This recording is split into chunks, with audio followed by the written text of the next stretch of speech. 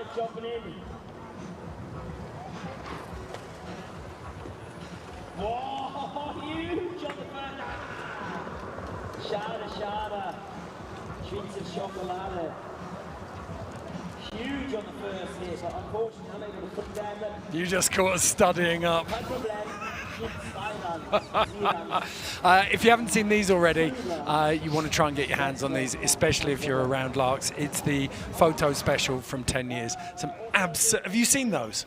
Really nice. Yeah. And printed on fantastic paper. That's the thing I notice now with books and ski and snowboard magazines is the tangibility, the paper, leafing it through the fingers. Feels fantastic. Do you know that's an official rating that measures how old you are, is whether you notice how good paper stock is.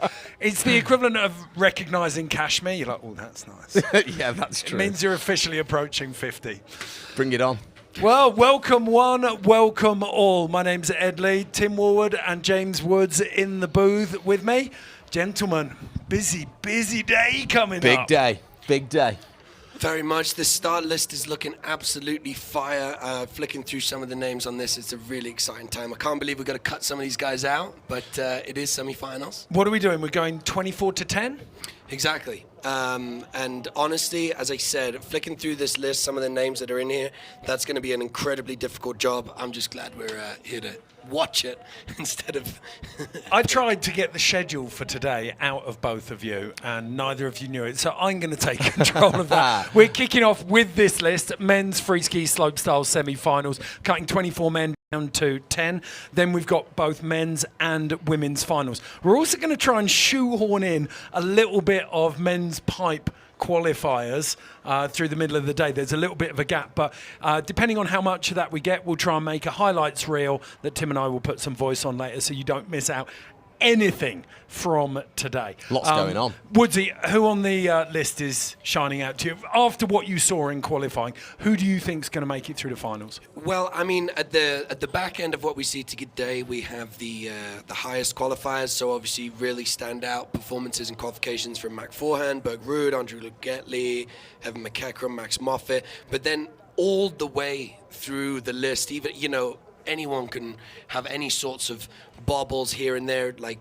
during qualifications. So in a list of 24, it's just scattered with amazing names. Obviously, Colby Stevenson, with that last late entry into finals. There. I've got a theory on that. So Woodsy did the intel, and the judges only had one angle on his run, didn't they? Yeah, all that was going on during qualifications was angles on the cameras, and the judges had that one angle. There was how many people? 60 plus people in qualifications. So the judges are rattling through with that double up. They get their one look, they make their scores, and it wasn't until later analysis, when they do have that 30-minute extra window to shuffle things around, make sure that everything's clear, that they recognize that they missed one of the really standout, interesting lines that Colby took and nobody else did. Super low off the Twisted Sisters, those angled takeoffs. And it was a left 450 into nose butter. I think it was phenomenal. Anyway, my theory is that the judges were left a little red-faced over that, and I think Colby's going to get a lot of power. Get a lot more love going in today. Definitely. But it's interesting because looking over the shoulder and looking at this, it's literally, you're right, the top 3, 4, maybe 5. From there on in, you could literally throw a dart at that paper and anyone else could get in there. Yeah. You absolutely could. There was a few notable misses from qualifications, which there always is. Like these guys are going to work. I mean, to see... Don't do it. Matty.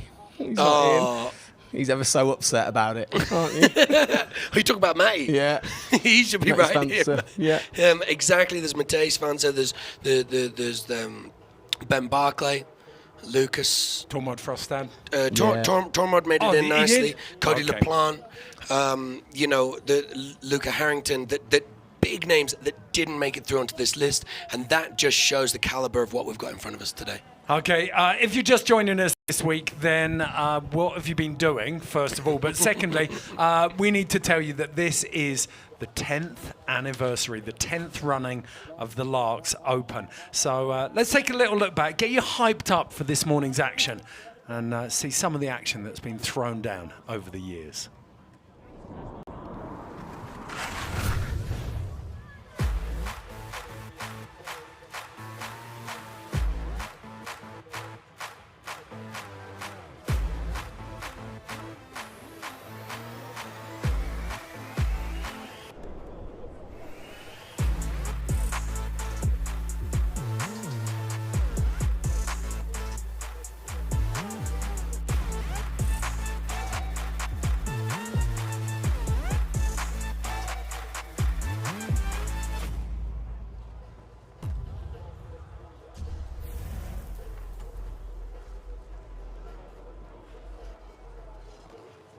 Okay, there it is. This is LAAX at its finest, not a breath of wind out there. Perfect clear skies, the world's biggest halfpipe about to get chewed up by the world's best halfpipe snowboarders on the left-hand side, and then on the right-hand side that we're going to get an amazing profile view of in a second is that slopestyle course. Woodsy, you've put more laps than pretty much anyone through that course, I imagine. What's it like? Because often slopestyle courses are made or broken on the gradient, aren't they? Absolutely. I mean, it's a pristine sight to behold. As you mentioned just now, no wind, perfect blue skies. That's an incredible thing. Obviously, we're on top here of the mountain. The gradient of this course, from top to bottom, the actual angle, it's quite shallow. It's not a super steep course. What that means is there is plenty of speed, particularly on a day like today. We're going to see a lot of people needing to shave some speed, making sure they've got the perfect angle of attack. But the thing is, even though it's a shallow angle across the whole thing, they've built up those landings. So for me, it's always, if you make a mistake on a landing, you go too early, too late, then you're going to struggle. But if you're getting sweet, it's about getting the sweet spot and being perfect. Absolutely. It's almost a rhythm section here. If you do falter, you will struggle for the next one. That's the thing. So, and that plays in all their minds as well. It plays in everyone's minds. I mean, it doesn't even affect the judges because it's going to affect the skiers. If there is a falter, they're not going to make it over the next one. Despite the weather being perfect, everything's clean. But what it does mean, as you say, they've built up those landings, is it's given room for plenty of room between features. And it's given space to have like really creative park. You know, for example, if it was a really, really steep run, it's limiting to the features that can be built. Well, you start getting those ruts building up, don't you? Because everyone's speed checking everywhere. Look at exactly. it. A slopestyle course for ants. Oh, it's so amazing to get these shots, and obviously we can see. Knuckles, quick, don't leave me hanging. That was the comment so far of the whole of the LAAX Open. Actually, if you can see this, the board just behind Woodsy's head here, Burton 50/50, chuck a comment up on any of LAAX's Instagram posts. We're looking for the best comments. That will be taking home that snowboard at the end of the week. I know which one is winning for me at the moment. I've got one, and it's not a funny one. It's actually an incredible bit of trivia that someone knew and corrected us on earlier in the week. So, yeah, if anyone's got good comments, if you want to pull us up, if you want to roast Tim, just get on there and do it. Yeah, it could be a snowboard in it for you. Right now, though, we've had a little yabber about the course. Let's take a closer look at it with the course animation. This is a beautiful little insight into just how big this course is. Hitching post kicks us off, and then 3 different rails, Woodsy. Yeah, down bar section, obviously taking the king varieties on the left, they're going to be much harder, and it sets you up. You need to carry as much speed as you can through these sort of launching rails. We've got the cannon and the rainbow on the left side there, and as I said, you want to carry as much speed as you can into this first jump of 3. And the only standard jump, Tim. Yeah, straight jump. It's the money booter. Normally you'd see that at the end, but then you've got these 2 twisted sisters angled, kind of melting into the flat deck there, and then these 2 quarter pipe or shark fin takeoff jumps and into the dignity stripper. What did you say about this the other day, Woodsy? Oh, I mean, a giant quarter pipe down the bottom. It's at a 45-degree angle to help you get round this over 90-degree turn. It is absolutely wild to put such a big transition right into some finicky rails down the bottom with an elbow, a waterfall, and a big gap to down to finish things off. That's a perfect word for those rails. Finicky. Oh, it is, isn't it? Because they are finicky. You're fizzing with adrenaline, and then suddenly you've got to slow it all down and try and compose yourself. Not just the adrenaline, the lactic acid. Chatting with a load of the skiers and snowboarders, they're lung busting. Their legs are burning when they get to the bottom of this course. Well, there's a couple of coaches, we were talking about it the other day, like the last thing, remember to breathe. Yeah. just breathe, keep the oxygen flowing. We can take a closer look at the course now, though. Eileen Gu ran through it earlier in the week for us. So this is what she sees when she hits up the course. Hi, I'm Eileen Gu, and I'm currently here at the LAAX Freeski Open, and I'm super excited. One thing that that sticks out is that there are 8 features, which is, I would say, more than normal, so that's one thing. And then the second thing is that there's a lot of transition features and a lot of lines, so you have to be pretty athletic and adaptive to be able to get through the whole course. Right up top, we have this horizontal rail. It's totally new and very creative, a lot of room for interpretation there. After getting past that rail, there's a set of 3 down-esque rails. So there's a down rail, a down flat down rail, and then a down donkey rail. For there, I think we're going to look to see a lot of spinning on, maybe some combinations from the horizontal rail. The next rail set, we have an up rail set. So we either have an up rail cannon or a big rainbow rail.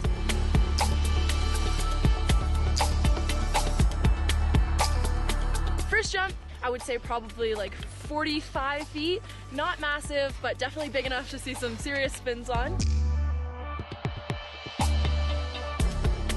Next up, we have something called either a bat wing or a Wu-Tang. It allows the skiers especially to kind of carve into it, to have a little bit of style there. Lastly, we have this shark fin feature, which is kind of like a half pipe, but also not really. You have the option to kind of take off at this 45-degree angle and jumping onto this really long and steep landing. And then down at the bottom, we have a quarter pipe, which is a ton of fun, especially for people who have a little bit of half pipe experience like myself. One thing that's kind of interesting is that it's pretty tight with this rail section at the bottom. You really have to be on it in your landing and then coming into the final feature. Land it, hopefully, and that's the run. That is, I'm glad that Eileen qualified that with the quarter pipe, because then there's this quarter pipe section at the bottom, and it's super fun. If you're a half pipe, if you're a half pipe skier. I don't know if you've seen the Red Bull Instagram, Red Bull Snow on the Instagram. They've done a hot mic lap with Eileen Gu, and it's quite funny. The moment she drops in, she turns into an 8-year-old girl. She's having so much fun. She's going whee over the jumps. It's really funny, really good watch. They're so good, aren't they? So good. What are you looking out for today, Woodsy? What do you think's gonna? How much are we gonna see it stepped up from qualies to semis? Well, we're certainly going to see things stepped up. That's undoubtedly just with it being the semifinals. You know, the mission in qualifications is to qualify. Your semifinals, once again, it is, I got to make the finals, but that cut is so harsh. It's over half of this field that's not going to make it. And additionally, what is going to help that is that these guys and girls, they've had way longer on the park to practice. You know, that qualification that came straight off the back of 2 big air World Cups, immediately here, 1 sleep, straight into practice. It was pretty cloudy that first day. Next day practice, next day qualifications. It's like back to back to back. They've had a day off, they've had an extra practice session, they've had that time to really dial this course in.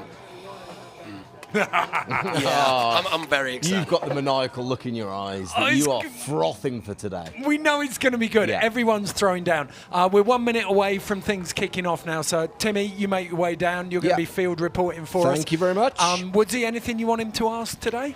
Mate, honestly, get the vibe out there. I can only imagine that it's going to be amazing. There is no wind. It's nice and sunny. Like, soak that in. This is one of those events that you actually really want to be in the start gate. You want to be feeling that vibe. So bring us the energy, Timmy. That's what he's saying. All right, bring you the energy. Easy.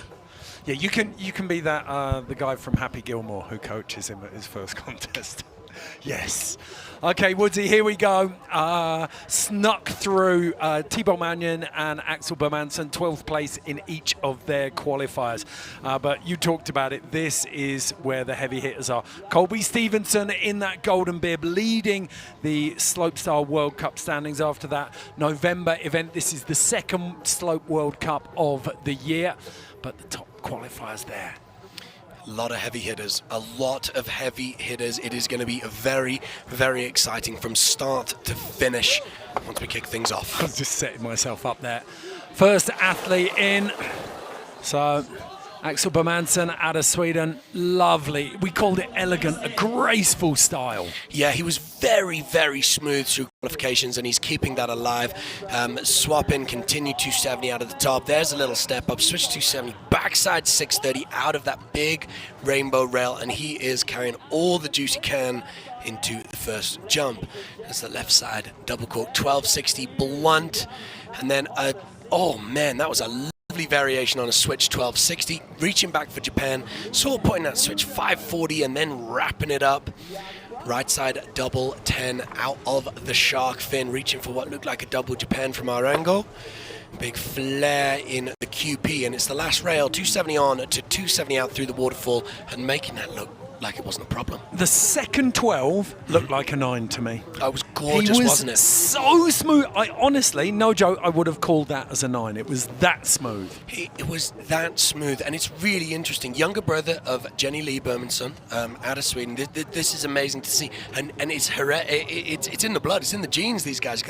Jenny's so smooth. She's calm, and Axel following the family tread there. And you know what? He has backed up exactly what you just said, because he looked a little bit sketchy. He didn't have everything on rails in the qualifiers. He comes in here now, he's settled. You can see the confidence in the course.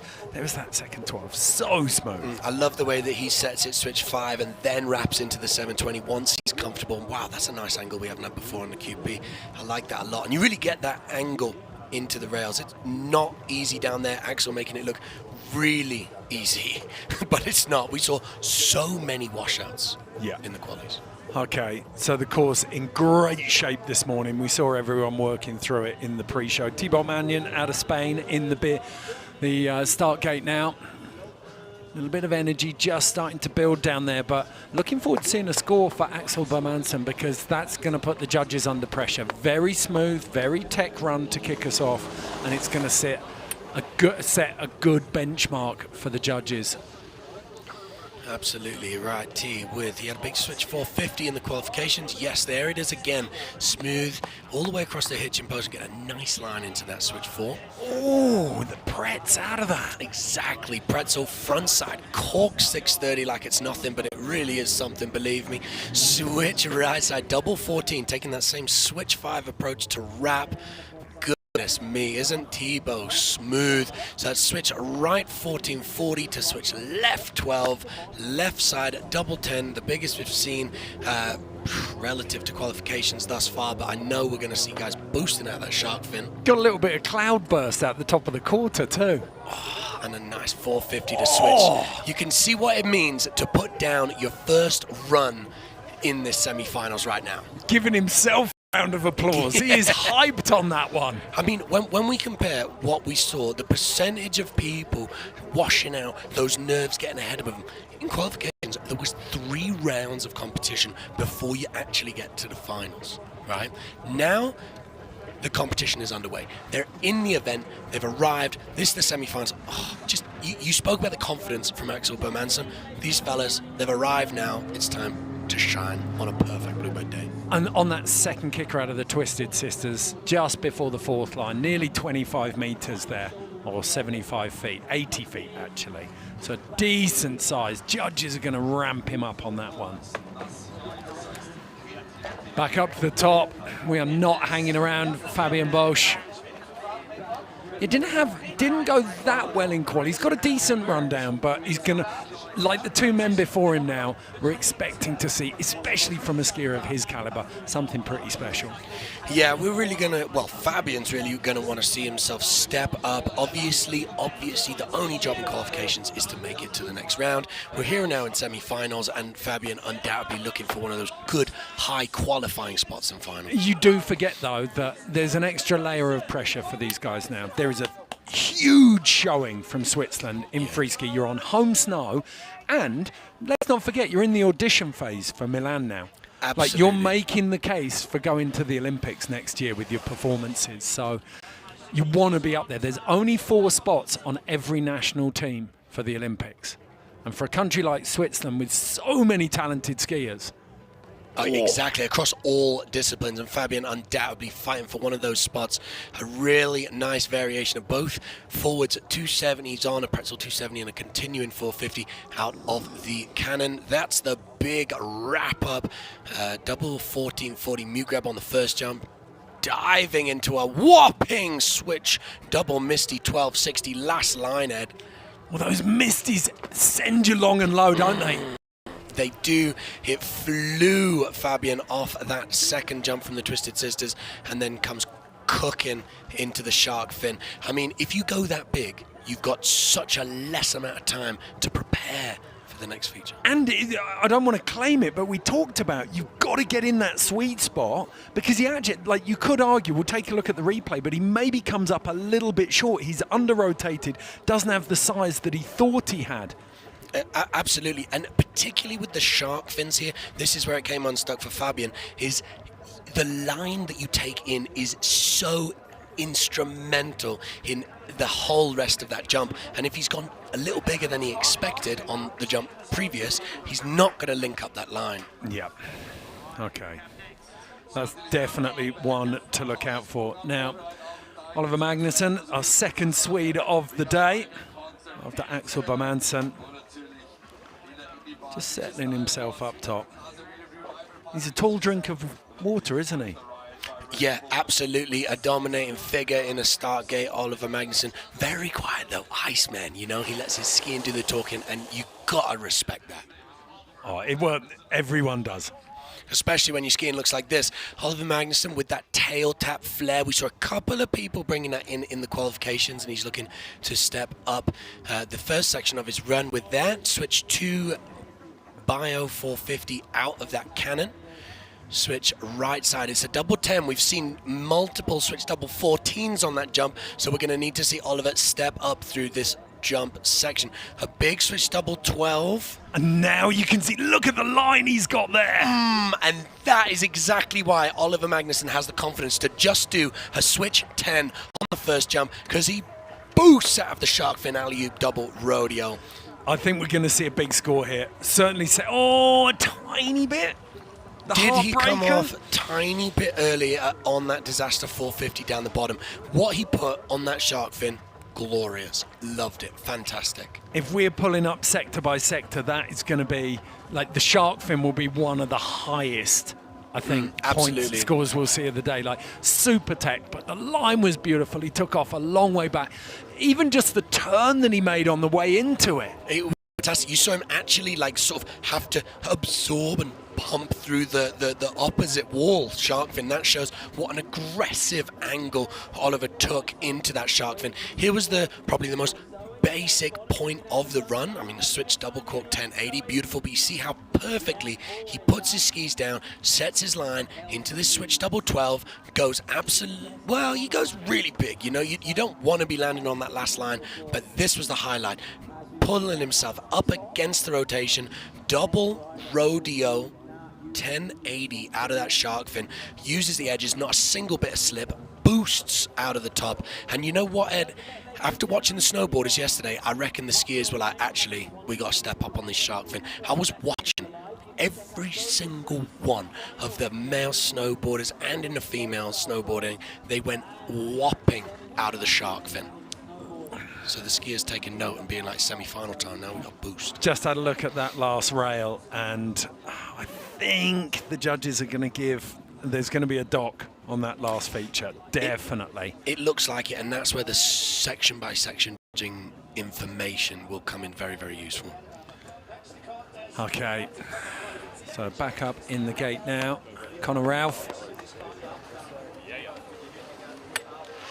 So the American, 22 years old, just settling himself. He's got the follow cam on there as well. Yeah, that feels good. You know, you're in the business, you got the follow cam on deck. And the drone, they're doubled. Ooh, 270 on front swap on the double king. Holds it to switch. Now, was that everything that he wanted off that first rail? I don't know. It will have to make up for it on this jump run. Let's see if he can do that. Switch left, double 1260, reaching back for Japan. A very nice variation of that switch 12.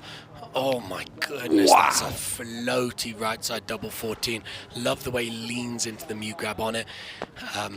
12, goodness gracious, was that close to the edge. Okay, way too early to say whether there's something going on with the shaping, but two skiers in a row falling out of that right-hand shark fin now.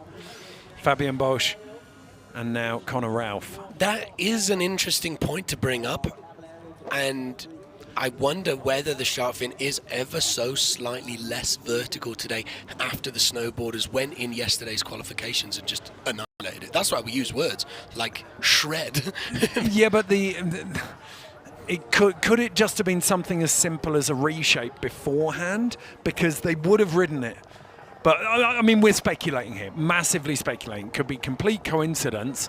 But the fact that he never quite squared up on the rails, he wasn't quite centered on any of them, was he? Yeah, there was a little bit of possibly those first run nerves here for Conor Ralph. I mean, we're absolutely nothing against him. It was a beautiful run, but when we're looking for perfection, we're looking for exactly that. But yes, this is the angle. Oh no, that's the twisted sister. This is the right side double 14. Love the way he leans into that mute grab. Beautiful. Cuts out. Are we going to get an angle of the shark fins and why? Yes, this is it. So this is brilliant. We're starting to see it there. You could see the scores without pulling out numbers all around the middle point. He just hadn't locked into those rails. Lucas Mühlauer did it with his second run in qualification, looking relaxed. Looking relaxed, exactly. He's a very casual dude. He's making his way, that 2 Pretz 2, and then that front side cork 630 off that we saw from Thibaut as well. Ooh, squeaking round a switch right double, Misty 12. Getting it all good, plenty of amplitude, but just squeaking around. And again, with that left double 12, he's fighting in the air right now, but switching to the shark fin, that is not easy. My goodness, a switch double 12. That is a large time step up from the qualifications for Lucas Mühlauer. Right side 7, switch into that awkward angle onto these last rails, switch to backside 270. He did well to get the work done on the 270 out of the waterfall, didn't he? Let's take a look at this. That's a beautiful approach to a cannon rail. Now, a few slips. This is the first one. Switch right, double Misty, gets the mute grab, has to let go a little bit early to force it round to forwards. And here, does he get a solid grip on this grab? No. To be honest, not really. Not really. We got to be real. But this is the highlight. If Lucas Mühlauer can pull it all together, this will be a massive, massive score out of the shark fins. Well, if we get those sector-by-sector graphics back up again, I think on that shark fin we're going to see a gigantic score. And as you well pointed out, we're probably going to see some 3s, 4s and 5s on some of the other features. So the big tricks are there. He just needs to link them all together. And that's the challenge, isn't it? You come out of 2 big Air World Cups where it's one and done, just drop in, pull out your best trick. Suddenly you've got to link them all together here. And you can't, the judges are looking for soft spots in a run. They love absolutely. that. So you've got to have the tempo. I can't remember who it was we talked about, Henry Sildaro, the other day. The tempo of his run, the way he built and built and built was just beautiful. Okay, Colin Willey, another one of those Swiss skiers we talked about. They're on home snow. They are going to be fighting for those Olympic spots already, despite the fact it's a little over a year away still. Switch lip slide 270, pretzel 270 out. Very nice way to start things off. The other way, switch 2, bouncing into a rodeo 450 out of that cannon. Switch right side, double 1260. That is the difference between a mute grab and a mute grab. You can just see it, you can feel it. Beautiful double 1440, leaning back. That was either a blunt or Cuban. The skis not crossing, just complete composure. Now, again, another skier boosting a little further over that right side out of the shark fin, as you noticed earlier. 3 skiers on the right-hand side, 3 instabilities.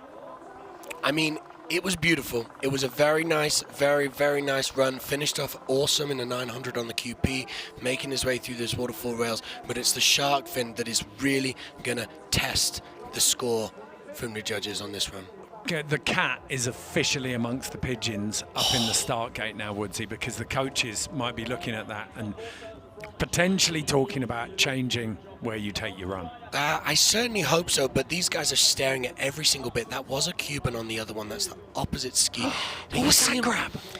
This is like a double. This is a safety and an inside like critical right there. I honestly have no idea what he would call it, and I got no idea what I'd call it either. If I'm honest, it's like that cannonball, I'm really glad with the inside. I felt like a fool then. No, you do right. And honestly, what it looked like from that angle is that inside on the left arm sort of blocked his shoulder, and he didn't manage to get his arms and body face down. Okay, so 3 from 3 on that right side. Teemu Laurinen, Finn jumping in.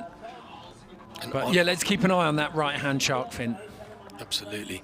There's another person opting for that flare. Cody LaPlante putting it in the qualifications. Maybe a couple of people are like, oh, well, Cody didn't make it. Maybe I can pop it in my semi-finals run. Well, you know that they had a little look at the scores and said, that's doing better than whatever I've got on that. Absolutely, section by section. Very helpful in that sense. Backside 630 out of cannon. Switch double 12 on a first jump.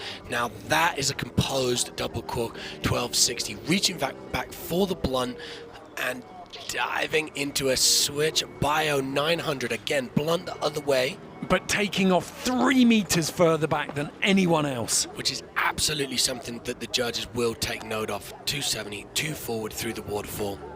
Ooh, this is fantastic for us because it's a really clean run, possibly not as technical as a lot of the others, but the execution is very close to perfect here. I would say so as well. It maybe lacking the double out of the shark fin, but otherwise very similar to some of the high-level runs that we have seen. Goodness, look at that Cuban on a double 14.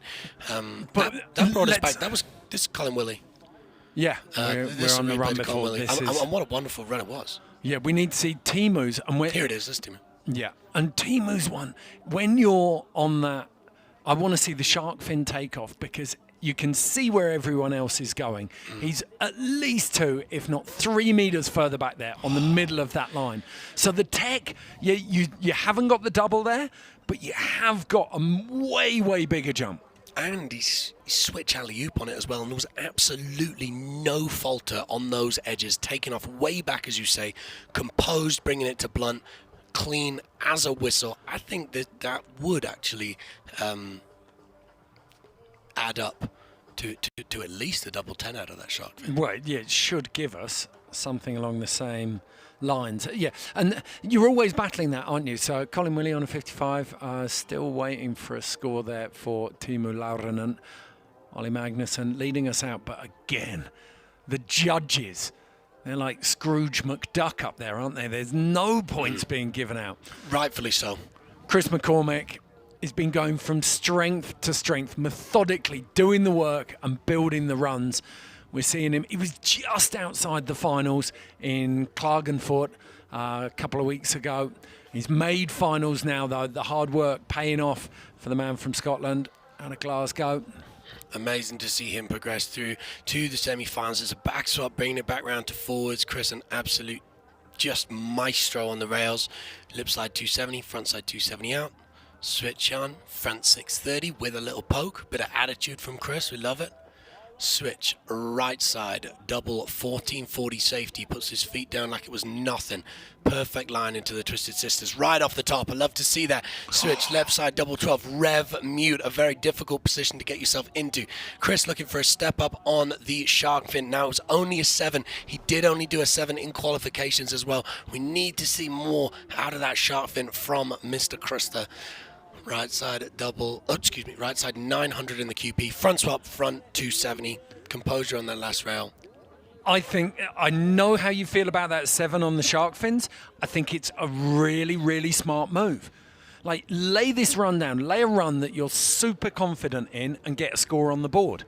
Then step up, give yourself that building block to push for your second run and start to push on that score. So, yeah, I mean, it sounds like a wise move, but honestly, with 10 or people advancing through this, the ability level is just too high. If it was me, this is finals right now. You need to win right now if you're going to get into this top 10. I need to see boosting out of the shark fins. There's no weakness allowed right now. I love the fact that he attacked the waterfall at the finish really confidently. There was no sign. The judges will be picking up on this, that the skiers come into that, and you can see when the body language is like, oh, just get it right. And when it's like, I got this. And that was an I got this run. Yeah, absolutely confident. And you know what? Seeing that angle of the shark fin, it did look a little bit more shallow, didn't it? And maybe that is coaches up top listening to you and me, Ed, and being like, wow, yeah, 3 skiers have actually boosted over that. If you were doing that 10, let's say that he was, he had no room. It wasn't like he'd speed checked. He had no room for anything else in there. Like that 7 came up at him really quick. The landing was right there. he'd be working so hard, and it would actually be quite an ugly spin, I think, if you tried to get a 9 out of that. But that's then unfair. You've trained on that right-hand side. Yeah. You can't suddenly now just go and switch over to the left, change the whole run-up. Noah Porter McLennan, the Canadian. Tap at the top of the helmet. So Timo Laurinen, 65.91.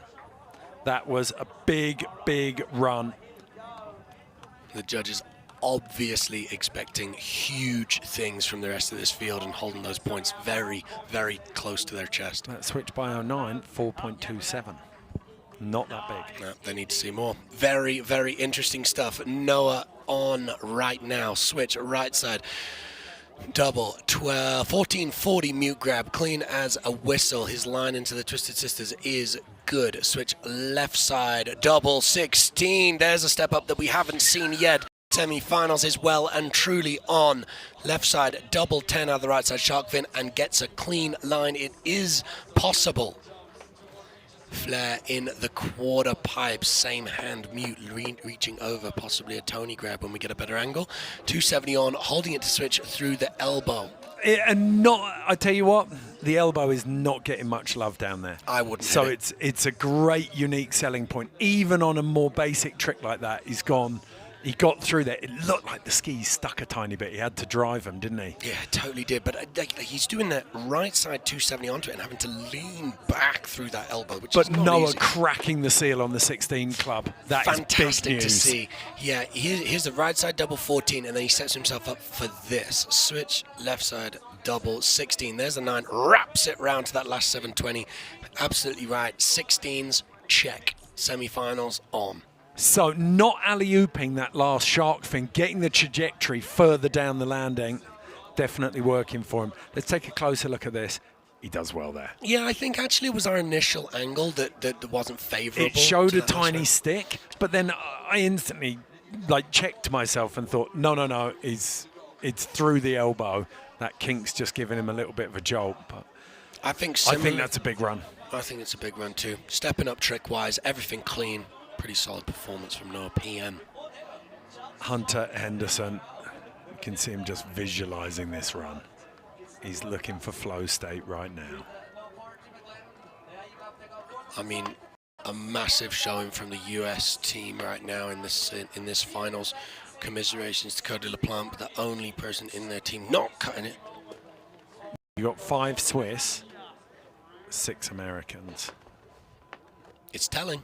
It's They really mean business. telling. You come in and you beat the Swiss at their own game on their own turf. That's a big shout. And you think about it from there. With only 4 people from each nation, maximum potentially 3 with other ski disciplines getting through to the Olympics. These guys are not just competing right here in the LAAX Open semi-finals, but there's 6 Americans, 5 people from Switzerland, only 4 can actually go, so they're competing amongst themselves as well. Yeah, you got 3 Swedes, 3 Canadians, 2 Norwegians, 1 Estonian. You cannot stress enough how difficult it is to make that cut. Okay, Hunter Henderson knows he's got to put a score on the board here. Switch into the shark fin, little tail tap on the right side, 540 over that, nose butter, 450 through the down to dink, out to switch, switch 270, big wrapping up backside, 810 out of the cannon, goodness. All the tricks stepping up, left side, double, 440, going for that rev mute, similar to what we saw from Chris McCormick, but Hunter Henderson just coming up short on the first jump, and that is unfortunate. And that, you know what, that is just annoying more than anything, because that is the traditional jump on this course. It's the starter. Hunter doesn't even get to have another run of practice through those interesting other takeoffs. He's going to be very disappointed with coming unstuck there. Well, at this point, it's lovely. What are we? We're 11th down in the running order, and it's the first person we've seen go down before the last kicker. Everyone else, that rhythm, the mojo is there, and everyone's been locked in. So difficult one for Hunter Henderson. As you always say, long wait to come around for second run. He's got to try and put that one in the past, keep himself fresh. So Timo Laurinen leading out 60, just shy of 66. Noah Porter McLennan slides in just behind him ahead of Oliver Magnussen. T-Bot Mannion in 4th, Chris McCormick rounding out the top 5. So our top 10 will be advancing to the finals. Now, we talked about Henry Sildero earlier on. He's got a tempo on this run. He builds it perfectly. He does a beautiful construction of his run down here, Henry. Somebody that really stood out even in the practice sessions. Henry's skiing was talked about. Double swap on the down, flat down, switch to pretzel 450 out of the top of that rainbow. Thus far, incredibly composed, as we've come to expect from the young Estonian. Why did I say composed? He does put a left side double cork 16-20. He has started that 16-20 game on the first jump. Switch double 14, reaching back for blunt. This was the highlight trick from qualifications that we saw. Right side switch double 1260 out of shark fin down the pipe, incredibly difficult. Ooh, it's a 1260 in the QP, and he has a little falter in the transition, but it doesn't phase him for his 450 disaster on the gap to down. Hashtag eyes glued to the sector by sector scores. Yeah, it wasn't perfect. It was a massive run. It was a beautiful run, done perfectly. He's going to every single one of the big dogs with massive names with a run like that, but there was a little hesitation. It's how hard he gets punished for the landing on the 12 on the quarter pipe. He was a little bit stretched out as well on the takeoff and landing of that switch 14. He was a little stretched out. I mean that by a lack of composure. You know, on all 3 of those jumps, whatever it is, this run just wasn't the Henry Sildero that we know. Okay, this is layman observation, but it looks like he has a kind of catapult technique on takeoff. So he spins really fast through that first 3 or 5 to get the rotation he wants, then settles it down through the back end of the spin. And I wonder if that's an element of it. But well, I mean, that's an excellent way to compose the second half and land clean and leave a lovely impression in everyone's mind. So get the hard work done at the start of the spin. Okay, I'm going to keep an eye on that, but right now, going in with Colby Stevenson. Man, it's back-to-back heavy-hitting runs here. Yeah, it's like it's a heavyweight title fight from here to the finish, isn't it? Cody LaPlante with, I think, hands down the most creative thing we saw in qualification. The judges almost missed it. He was outside the bubble, and then they got a look at another angle. I think people were probably screaming at the door by that stage. So Colby Stevenson qualified in 6th place in the end. Let's see what he's got here, see if he can find. I want to see this butter landing again. Yeah, semi-finals, all angles locked in for everybody available right now, so it's game on. No one's going to miss a beat as Colby Stevenson has a beautiful rail run. Switch to backslide, that's the 1 foot back 450. Switch into the first, the traditional jump. It's a double cork 1440 to the right. Eyes on the Twisted Sister. Colby Stevenson, switch 720. Bounces off the knuckle on his noses to a switch 5. He intends it. It's exactly what he means to do. And another interesting line. Nose but a double 10 out of the shark fin. A little low profile, but he took off 180 early before he boosts himself into that double 1080. And oh my goodness, let's just talk for a second, right? Colby Stevenson with 3 different nose butter variations through that run, and he hit one of those jumps in a way that is inconceivable to anybody else. Colby's reaction tells you everything. I mean, it's pretty early on, but this could be a magnum opus. Like, this could be some of the best skiing he's ever done. An Oliver Magnum opus? What does that mean? It's a masterpiece. It is a masterpiece. Your best work. I mean, this is absolutely fantastic. Look at this. That is just such an interesting line. When we call it Freeski and we call it freestyle, it means you can do whatever you want within the parameters of this park, and Colby using every single inch of it. That was just a fantastic run and something to go down in the history books for a 3 different variations of nose butters. And you're joking, 4 different variations of nose butters. I missed that on the Twisted Sisters. Not only does he take that intense line, low profile, deliberately bouncing himself off the knuckle into that second rotation, but he also did a switch nose butter on the takeoff of it as well. That is the forwards nose butter into the double 1080. This guy's almost playing with the judges. He's like, you like nose butters? Well, I'll just do it on everything then. Okay, so the man who's currently wearing the golden bib, Colby Stevenson, leading the overall World Cup standings with an absolute masterclass first run of semi-finals. No surprises, I think, if we see him travelling to the top of the rankings. Henry Silderu, 4th place. He did get a huge 7.47 for that switch, right double cork, 12 safety out of the shark fins. So good score indicator there, just needs to bump everything else up. Troy starting things off very nicely. Front swap, backside 450 out of the down flat down, arguably the hardest rail to start things off on.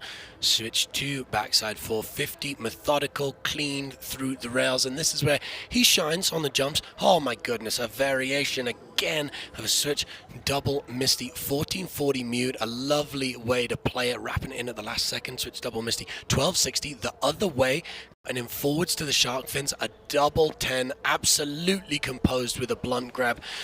Troy is really owning this course thus far. Alley-oop, rodeo 540, going very, very far, traveling the distance on the QP. Disaster 450 to the right, to switch, and he's pretty happy, isn't he? Yep, Colby and T-Pod. Yeah, you got racing down there. Definitely TJ Schiller celebrating up the top as well. Talk us through this, and then I'll bring us up to speed on some results. I mean, a fantastic first run in the semi-finals from Troy. You can tell, or, well, all right, I can tell, and I'm going to tell you, he's making his way through this course. He's calm. He's doing what he knows. Maybe was that one little hand that we didn't see in real time? Tiny little temperature test of the snow, I think. I'll reckon that the judges will note it, and that might be why the score doesn't go absolutely astronomical. But it was a gorgeous run. He went big on everything. He's just like, he's ticking the boxes. He's treating this semi-finals as another qualifications. That's how I'm seeing and analysing Troy's skiing right now. Okay, well, while we watch the end of T-Pod's replays, I'm going to bring you in on the scores. Colby Stevenson got an 80.71. He is almost 50, just shy of 15 points clear of Teemu Laurinen in 2nd place. So, I mean, that tells us two things. Firstly, that Colby probably should have scored higher in qualification. So there's that daylight between them is going to get filled in as the rest of the heat comes down. But none of the sector-by-sector scores are massive. They all just average between 6.5 and 7.5. Which is interesting. Like, it's not gigantic scores, but they're consistent top to bottom. Now, A-Hall, getting one of the most creative skiers, as would be expected in qualifying. Yeah, look for a very unique line off the shark fins, saw only from Alex and Matej in the qualifications run. Matej obviously not making it, unfortunately, so Alex is going to have that unique line in this semi-finals right now, should he put it down again. Ooh, step up, switch 270, backside 630 off the top of that rainbow rail, a lovely rail run from him. Double 14 to the left like it's nothing, reaching across the body to the seatbelt Japan. Alley-oop. Double 900, should have been 10. Alex holds it to 9. This is the interesting line we talked about. Switch 3 up, bounces off the noses to a switch 720, and he's cutting in switch down the pipe, right side 540. Again, what looked like should have been a 7, held to 540. Very creative, very technically difficult. Switch 2, pretzel 270, finish it off. Alex Hall, just as we've seen from Colby Stevenson, ticking all the boxes that the judges could possibly want to see. Put me in this final, let me loose, said Alex. 3 big smiles from the Americans down at the finish there. Colby Stevenson, T-Pod and A-Hall all enjoying themselves back to back on these runs. Now, honestly, that from Alex Hall there, and also from Colby Stevenson just before, he's like, judges, what more do you want to see? I give you the creativity. I'm going to do something no one else has done. I'm going to do an incredible line that, again, is unique. I'm going to use each one of these features. I'm even going to go massive switch in that quarter pipe and then wriggle, hold it to switch. It's ticking every single box and making it look so fantastic. And the execution's there. They're not flailing around. They're lining everything up. That was, you know, that was such an unfortunate replay, and I hope the judges didn't get to see that, but it'd probably be better for the competition if they did. He lost out on that safety grab. Now, incredibly creative trick. The judges want to see a grab. Alex obviously going for it. He missed the grab on that. So if you're analysing But you know the rules. Well, there's no rules. Well, the rules are that you can do the trick, but you're not going to get scored up if it's not executed properly, at the very least. Like, if you're missing grabs, if you're flailing, if you're under-rotating, you are going to get punished. That's so interesting. We'll have to Doesn't dive matter into how the hard section. the trick is. Yeah, the composure's got to be perfect. Yeah. What style before perfection is actually there? Yeah, the style is nothing without control. Okay, so Colby Stevenson up top, 80.71. A-Hall on a 77.58. T-Pod on a 70.56. Next in, Valentin Morel, the third of our Swiss skiers. And right now, Colin Willie and Fabien Bosch not looking that flash. So pressure's on the Swiss. Valentin Morel, we spoke about style, somebody really focused. He's a very low, very composed free skier. We saw that shifty on that 450 off the cannon there. Switch, double 1080, reaching back for blunt, clean landing, flying into the Twisted Sisters. I love that angle. Switch, double 1260. Again, very big, very composed from Valentin.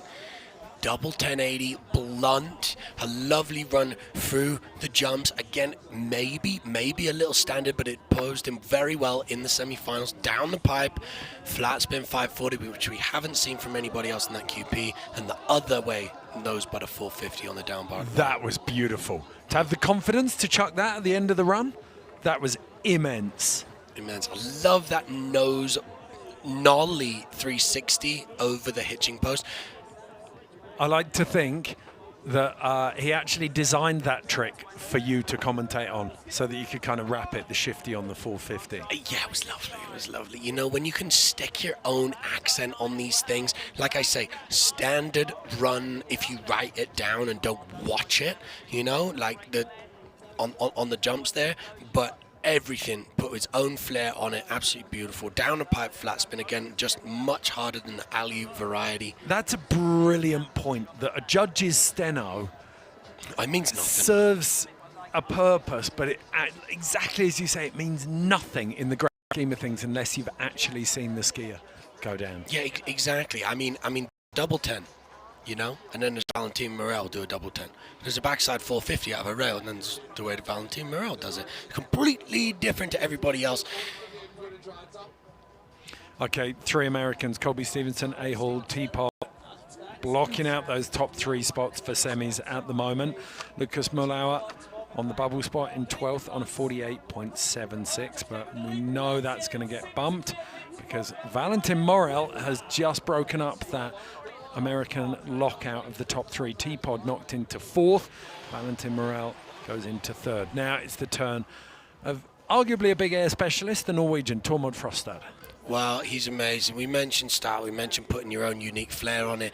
Tormod absolutely does that every time he puts his skis on. Look at that layback switch 360, dragging his hand over the top of that rainbow. I love it. Oh no, Torm loses a ski on takeoff, puts it down safely. He's completely fine. Don't worry if you're only listening. He's fine, but just a pre-release, probably loading up that right ski on takeoff, and it went flying.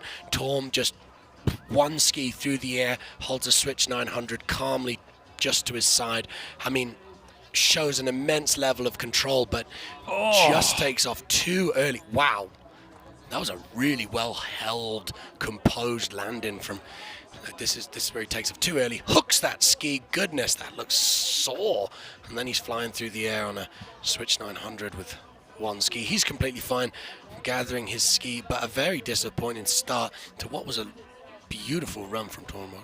Officially, you've got to finish with all 4 bits of kit, haven't you, in a ski contest? Is it 4 or is it 3? It could be. I don't know. We should I look think that it's one actually up. 3. I mean, my understanding So of the rules technically, is it's 3. if he'd have landed, he could have carried on that run. Yeah, however, is there a reason that he lost his ski? And that was a pretty big hook on the takeoff. Yeah. Okay. I once landed on one ski and I skied through the bottom 3 bits. You got a score. Yeah, got a score. Hence, you know that it's 3 bits. Yeah. Okay, ladies and gentlemen, boys and girls, everyone watching today, welcome to LAAX. It is the 10th edition of the LAAX Open. We're getting bib 10. Jesper Shader, the Swedish wizard, is about to drop in. Just a quick note as well, this isn't the full live finals feed. This is a bonus feed that we put together So please don't judge us on this. A few of the graphics coming in. We're still testing stuff out, getting all the systems going. This afternoon we'll have finals, and it will be the full polished broadcast. But we figure it's better to bring you all of the action, even if it's not fully finished. So Jesper Shader getting ready to drop. And look how relaxed he is. He's about to drop in to his first run of the semi-finals. And he just looks back to the camera, boom, boom, check it out. And he's one of those skiers, you know instantly when you see him drop in who it is. Absolutely. His own unique, flair on absolutely everything. Jesper is just a name that needs no introduction. He's fantastic at everything he touches, and watch him prove that once again through this course. That's a double Misty, should have been 10, holds it to 9 or 5, don't know how to call it. We'll ask him later. Switch double 1260 to the right off the top of the Twisted Sister. Just a beautiful crossed up Japan grab like nothing else you've ever seen. Right side double 12, switch, alley-oop, something, front flip, last minute 180 to Misty in the QP, switch, beautiful line, making that tiny little section between the quarter pipe and the rail just look easy, switch. I think you should have a chat with Jesper and tell him he needs to call that trick the switch alley-oop something.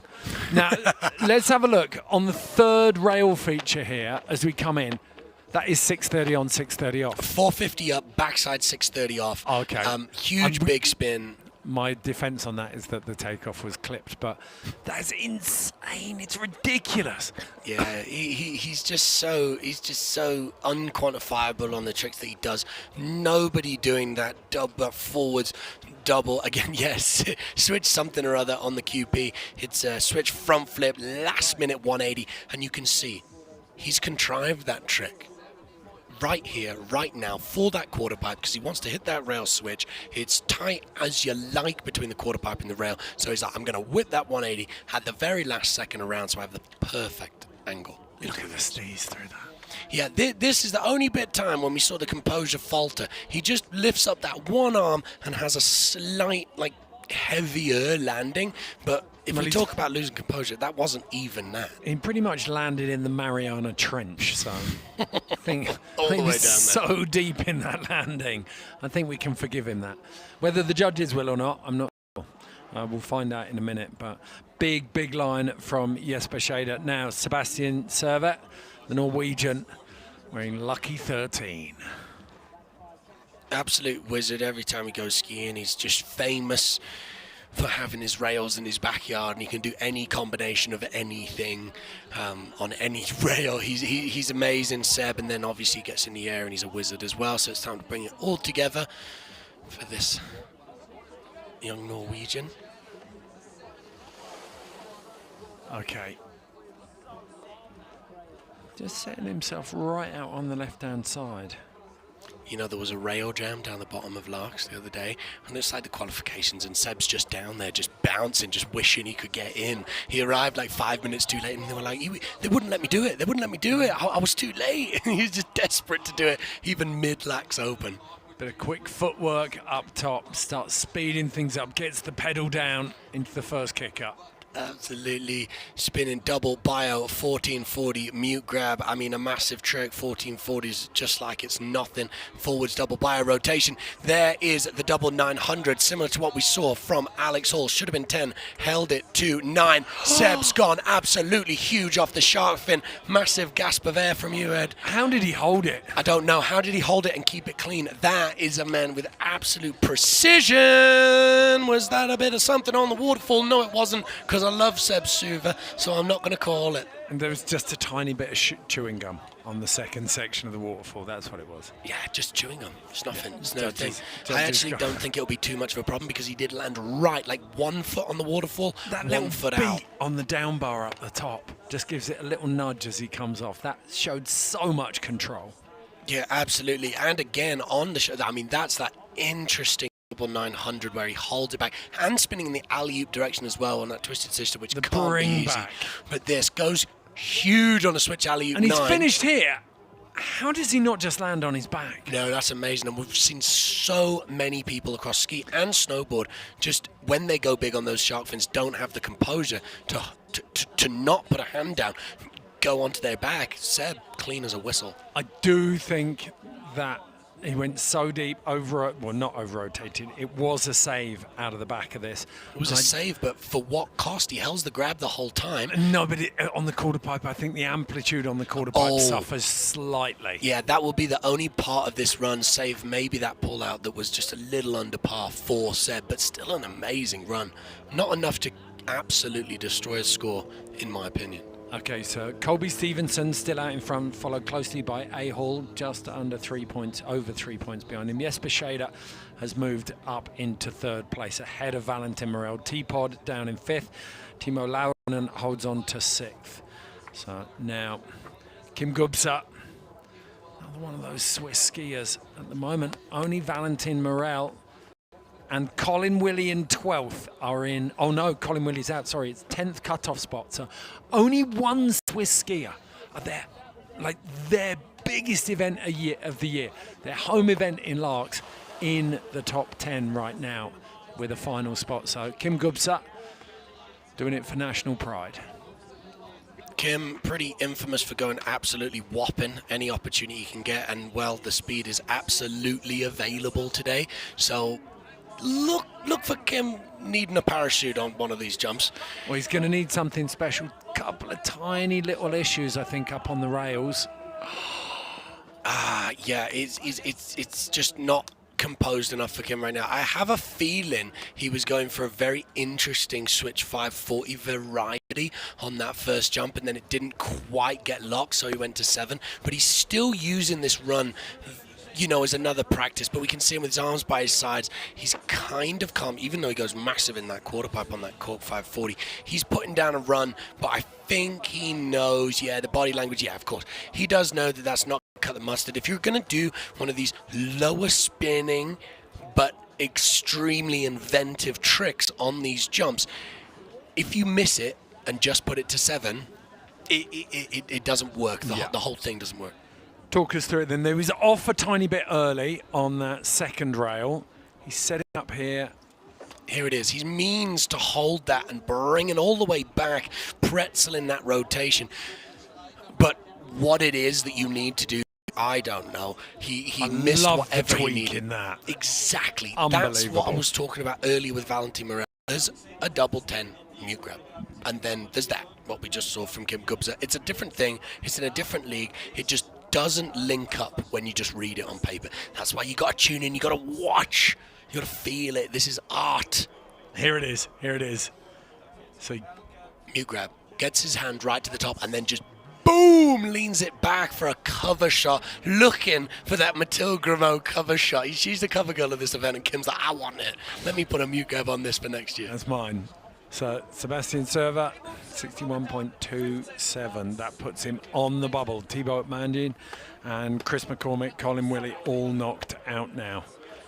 So the Americans looking very, very happy at the moment. 3 of them up in those top spots as the Canadian Max Moffat took a horror slam on his first run in qualifying, got straight back up and fought his way back into the semi-finals. Now it's just a small matter of making it to the finals. Max, very inventive, very creative. Right when you've seen it all, some skier like Max Moffat arrives and just does it different to what you've ever seen before. So look for Max to be shifting and tweaking all over the show, just like that. 270 on, front side cork 630 off, and just whacks his skis in a completely different direction to his body. Beautiful. Switch right side 900 all the way up to the top of the ski there. Left double 14 like it's nothing, just arching his back. Super calm. Oh, interesting take. It's 540 up. Switch bounce 540 off the top of that shark fin. Beautiful way to play it from Max Moffat. Down the pipe, flat spin 360, switch. 270 pretzel, 270 on the bottom there. That run was contrived by Max Moffat, delivered by Max Moffat. Boom, boom, everything he wanted. Question for you then. So strong up the top here. There might be a tiny little issue on that second rail. Let's take a look. He's got that tail tap as he comes over the first rail. Switch slip slide front 4, yeah. I think it was plays. all right. I don't think it's perfect, but I think it's good. And I said 9 on the first jump, and I meant 12. I'm very sorry. No, that was a worry. whoops. Happens to the best of us. Evidently. I didn't mean But to say look, that. Was so dumb. Oh, so he goes 9 to three. Bounces round and lands switch 5 off the end of that knuckle. I mean, what an amazing run. So it's 9 to switch 5. I think I'm pretty sure it was a 9 to a switch 5. Just such an I'll have a interesting little look take. at it. Might have been a 5. It's so hard to call when you're expecting someone to fly out the top of that shark fin, and then he cuts that top angle similar to Alex Hall. I'll be able to tell us in it. Well, we can count it in a second. We should get it on here. That was such a gorgeous lean into the double 14. Here he goes. Yeah, 540 up top. Oh, it is a Bounce off 5. the noses into a switch 5. So that's in It's essence a 9. 10. Sorry. Oh, yeah. Forward to forward. In essence, it's a 10 with that bounce off the knuckle and going completely upside down in the second half. It's creative. It's Max Moffat got written all over it. I think it's higher risk than taking a straight shot at a 10. And it's different to what everyone else is doing. Because if anything goes wrong in that moment where you're compressing and exploding at the same time, then the consequences will be horrific. Yeah, similar to Kim Gubser. If you miss it, it looks like you just didn't do anything and you just, there's nothing. So the run is seriously at risk. Okay, we're down into our last 4 skiers now. Next of our Canadians, Eva McEachran. Right now, bubble score just under 60. Icy white from goggles to Gotta say, boots. you've got to be to wear all white. Yeah, it takes a bit of confidence, eh? Nose butter 450, locks it, pretzel 450, 270 out of that top bar. Switch 2, backside 450, shifty, holds a Cuban like it's nothing. It's box fresh right now, isn't it? Totally. Switch. Whoa. Switch right side, double 18 on the first jump from Evan McEachran. Left side, double 12. Look how slow her switch double 12 looks after an 18. Goodness gracious, Evan. Double 10, clean as a whistle. Mute grab out of that shark fin, and it's into the QP. Leans into half a rev mute in that flare. Front swap over the elbow. Front 270. Gorgeous. Big pole punch to finish as well. I love body language is by far the best way to measure the way an athlete feels about a run. Absolutely. And Eva McEachran absolutely pumped on this. As we said, box fresh up top. This one looks like it just cracked the seal on it. Was it a 14? It could have, might have been a 14. I'm sorry again. I'm just getting quite excited. Just tone it down, Woods. It's so hard when you get doubles. You can hide sometimes a 3 in those corks. So. Yeah, it was a 14 up top. I did call that wrong, but it was beautiful back-to-back 14 to 12. He's just got that big wrap on the top there, and it just looks like it goes forever. But the composure's fantastic. Here's a switch 12.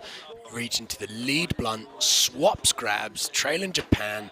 It's a gorgeous configuration of grabs that, because it's like a ninja kick when you reach into that Japan at the end and boom, whoosh. Double roundhouse to the face. You know, we spoke earlier about that lean on the shark fin, but I think it's in perfect condition. Big up Snowpark LAAX. Yeah, it was all operator error. Yeah. Okay, Max Moffat runs into 6th place. Look at that log jam in the 70s. We got a log jam around the mid-60s, a log jam around the 70 mark. So, judges backing himself slightly into a corner there with how tight some of those scores are. Between 10th, Oliver Magnussen and Timo Laurinen, nothing separating those guys. And then you've got that little bundle of 70s.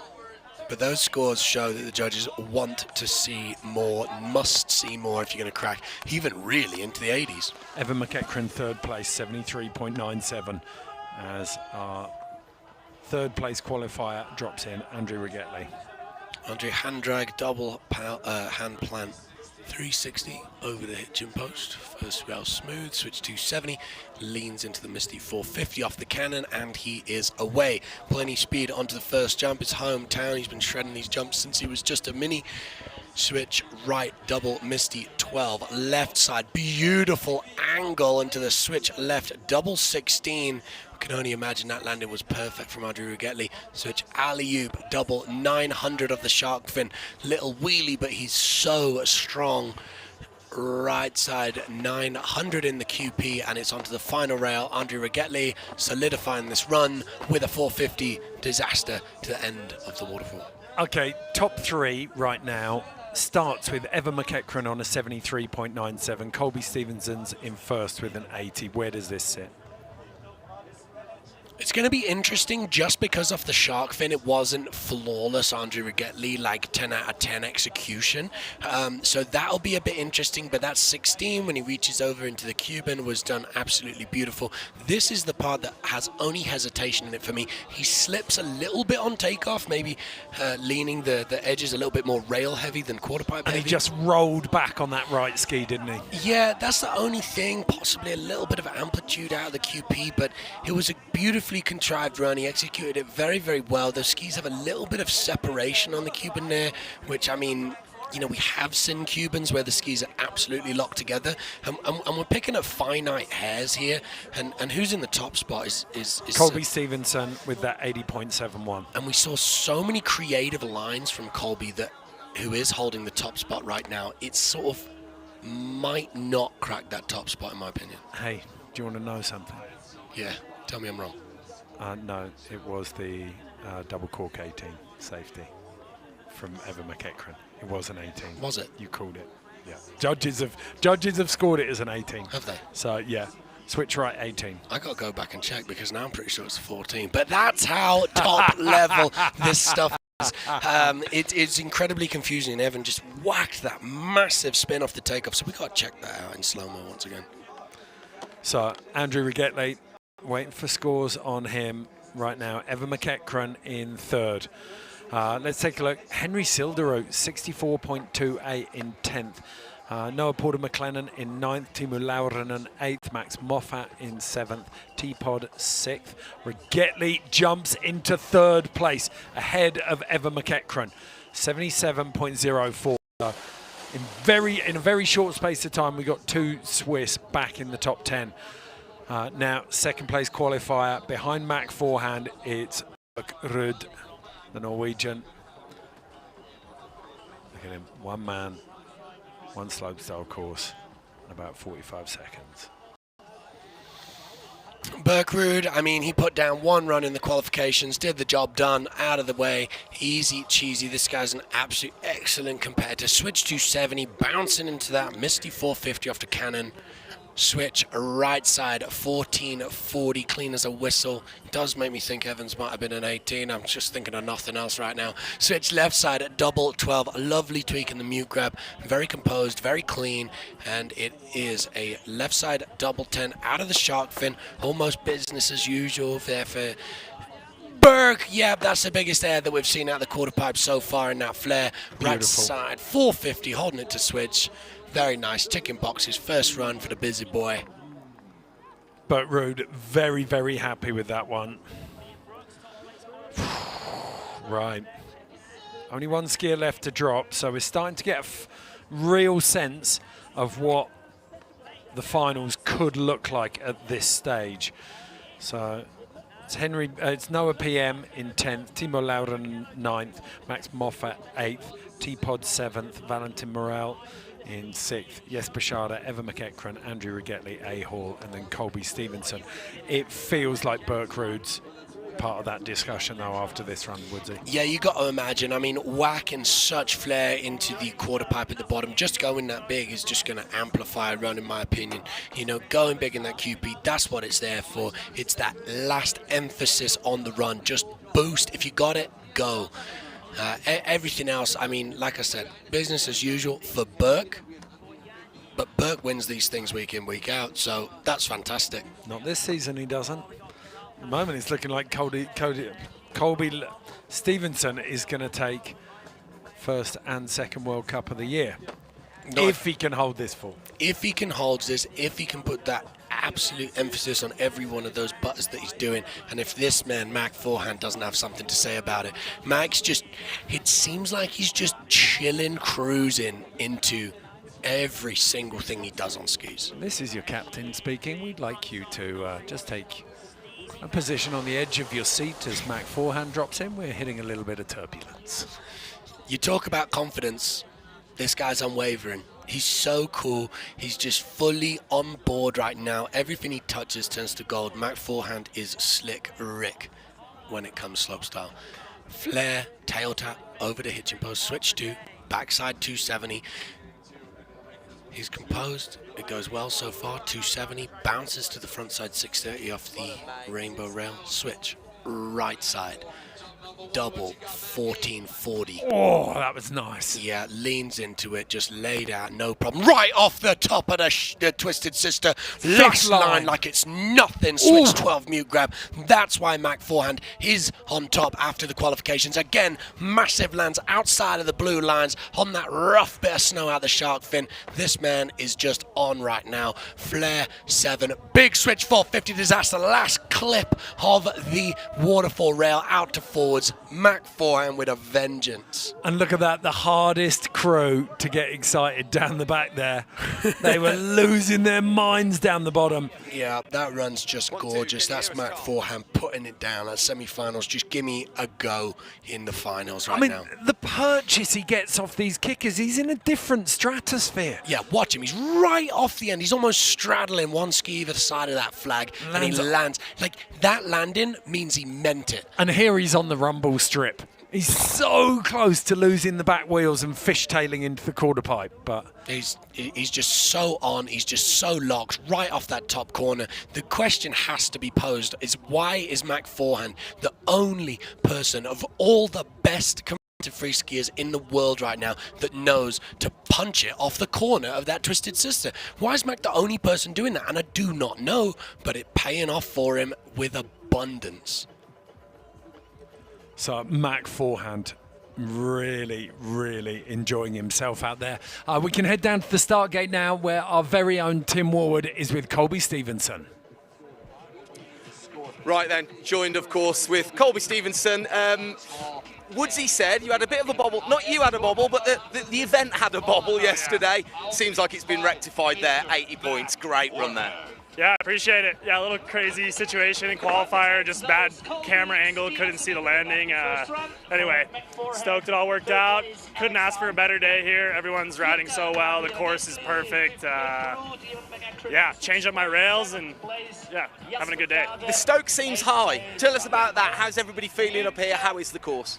Yeah, the past couple years have been a little tough on finals day with weather, so like just to have this perfect day, we're all just in the best mood possible and just having fun, just riding. Yeah. Okay, well, Woods is good. You got a fan there. Cheers. Go get it. Go get it. Run two. Thanks, Tim. Great work down there. Good to hear from Colby as well. No, just as we clock back into the second round, it's Alex Bermanson coming just under rotating that double 16 on the first jump of 3. A disappointing second run for him. He was clean as a whistle in the run 1, and he's shown what he can do at the highest level. I don't think he's got anything to be disappointed about, if I'm honest, but he's going to be kicking himself. Oh, he'll be hard on himself, but first run he had some beautiful skiing, just had a cut down the bottom of the course. He had one, I feel like, execution error that maybe cost him, but yeah, at the moment. For a young skier coming out the gate first, he's qualified for the semi-finals, he's got a job done. Not every single one of these slopestyle events has the 3 rounds with the semi-finals, so what he's done there is he's learned, I got to qualify today, I got to perform tomorrow, and he's done one half of that, and I think he can be really proud of how he's turned up on the scene and done proud the Bermanson family there. What's interesting though, if you actually go and look at the scores, grab the FIS app if you're like multi-screening it, you can see there is actually in the scores a 5-point gap right now between Max Moffat in 10th and Teemu Laurinen in 11th. It's almost like those superstars are in a league of their own according to the judges' scores. Take a look at them now on the ticker tape. Back up though, and we're in with Thibaut Magnin.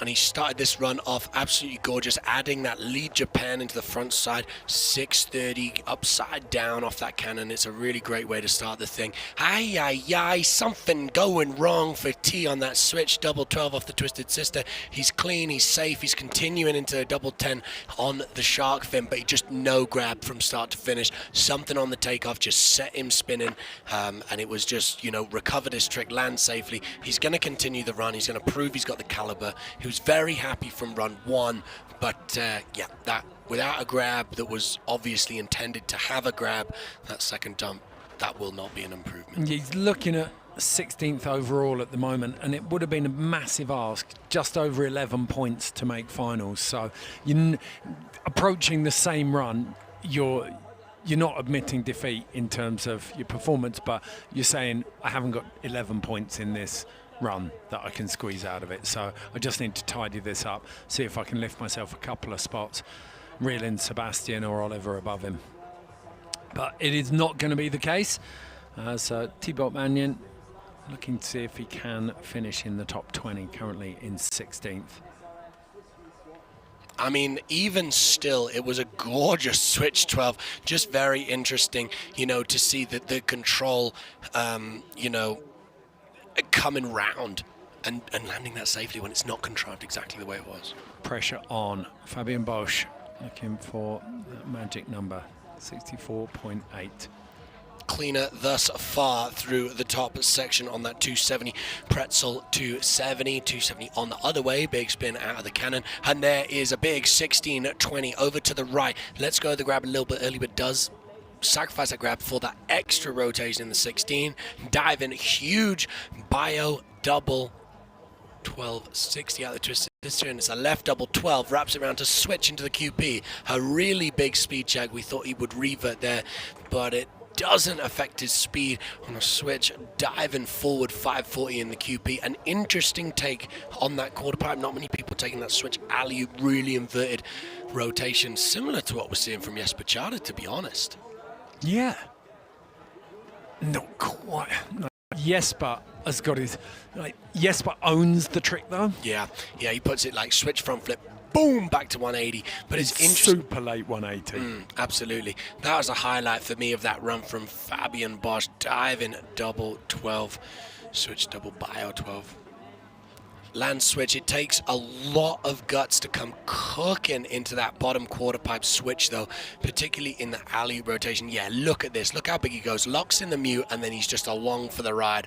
Whoosh! But that's what a good spin should be. All of the hard work done on takeoff, so you can relax and enjoy the rotation. Which is exactly what we referenced from Henry Silderud earlier. And I mean, how amazing from one of the young'uns, just almost showing the big dogs how to set a rotation and chill. Okay, so top 12 going through today. Noah PM on that 64.8.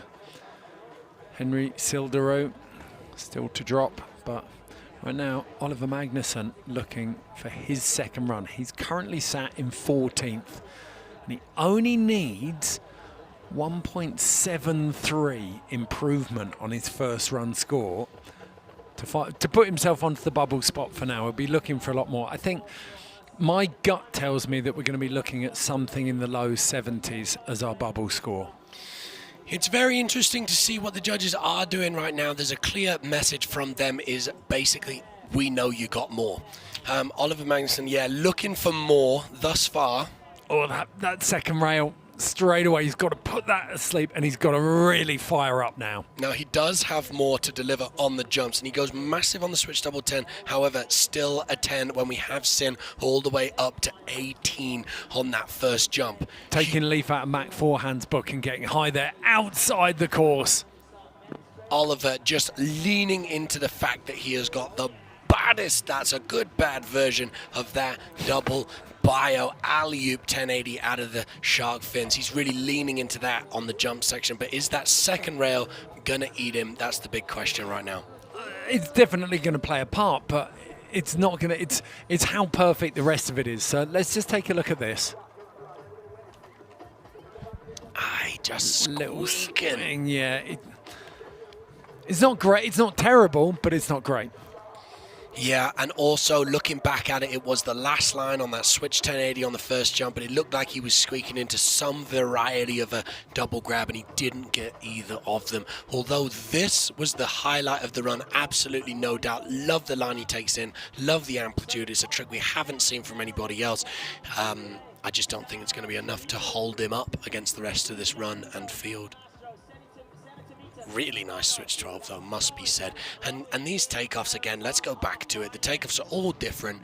You know, that's the Twisted Sister. It's just because the jump's just some sort of morphed, weird, half melted out sideways takeoff. It's just awesome to throw at these guys. But lovely to see Oliver taking it the same way we saw Mac forehand, right off the top corner with perfect timing on that pop.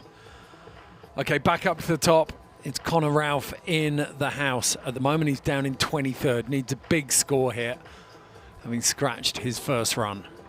Much cleaner so far. The 270 on front swap, hold to switch through the down, flat down. Incredibly technical, incredibly just risky, because that kink is very, very harsh and will buck you if you're not absolutely perfect.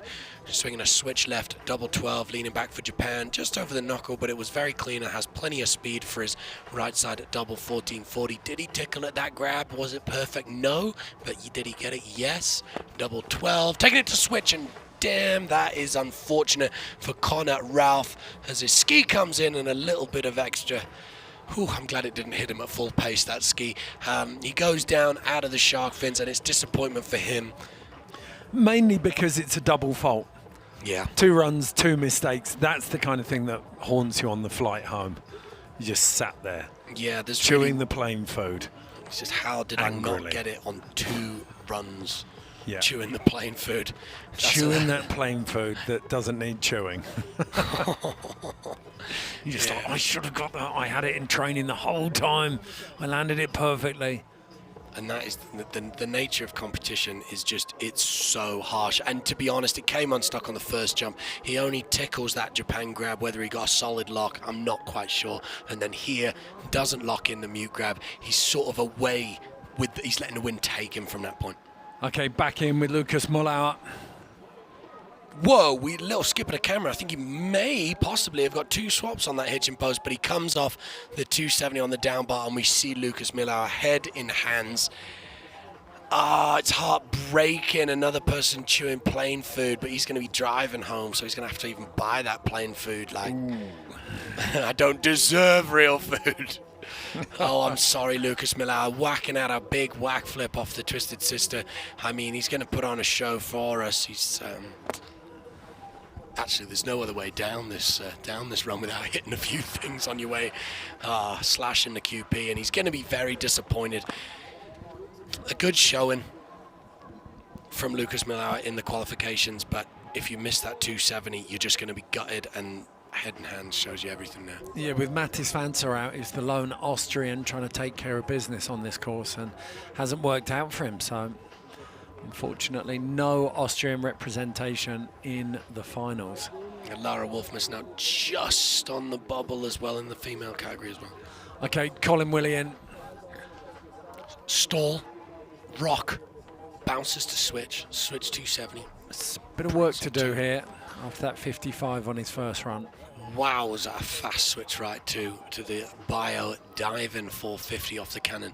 Double 12, oh my goodness. You look away for a second, you miss the accent from Colin Willie. That mute grab was gorgeous. The Cuban on that double 14 was gorgeous. Last line, no pull out, absolutely meant it. That's where he went wrong in run 1. He still lands over the other side of that blue line, but it's not a problem this run as it was on run 1.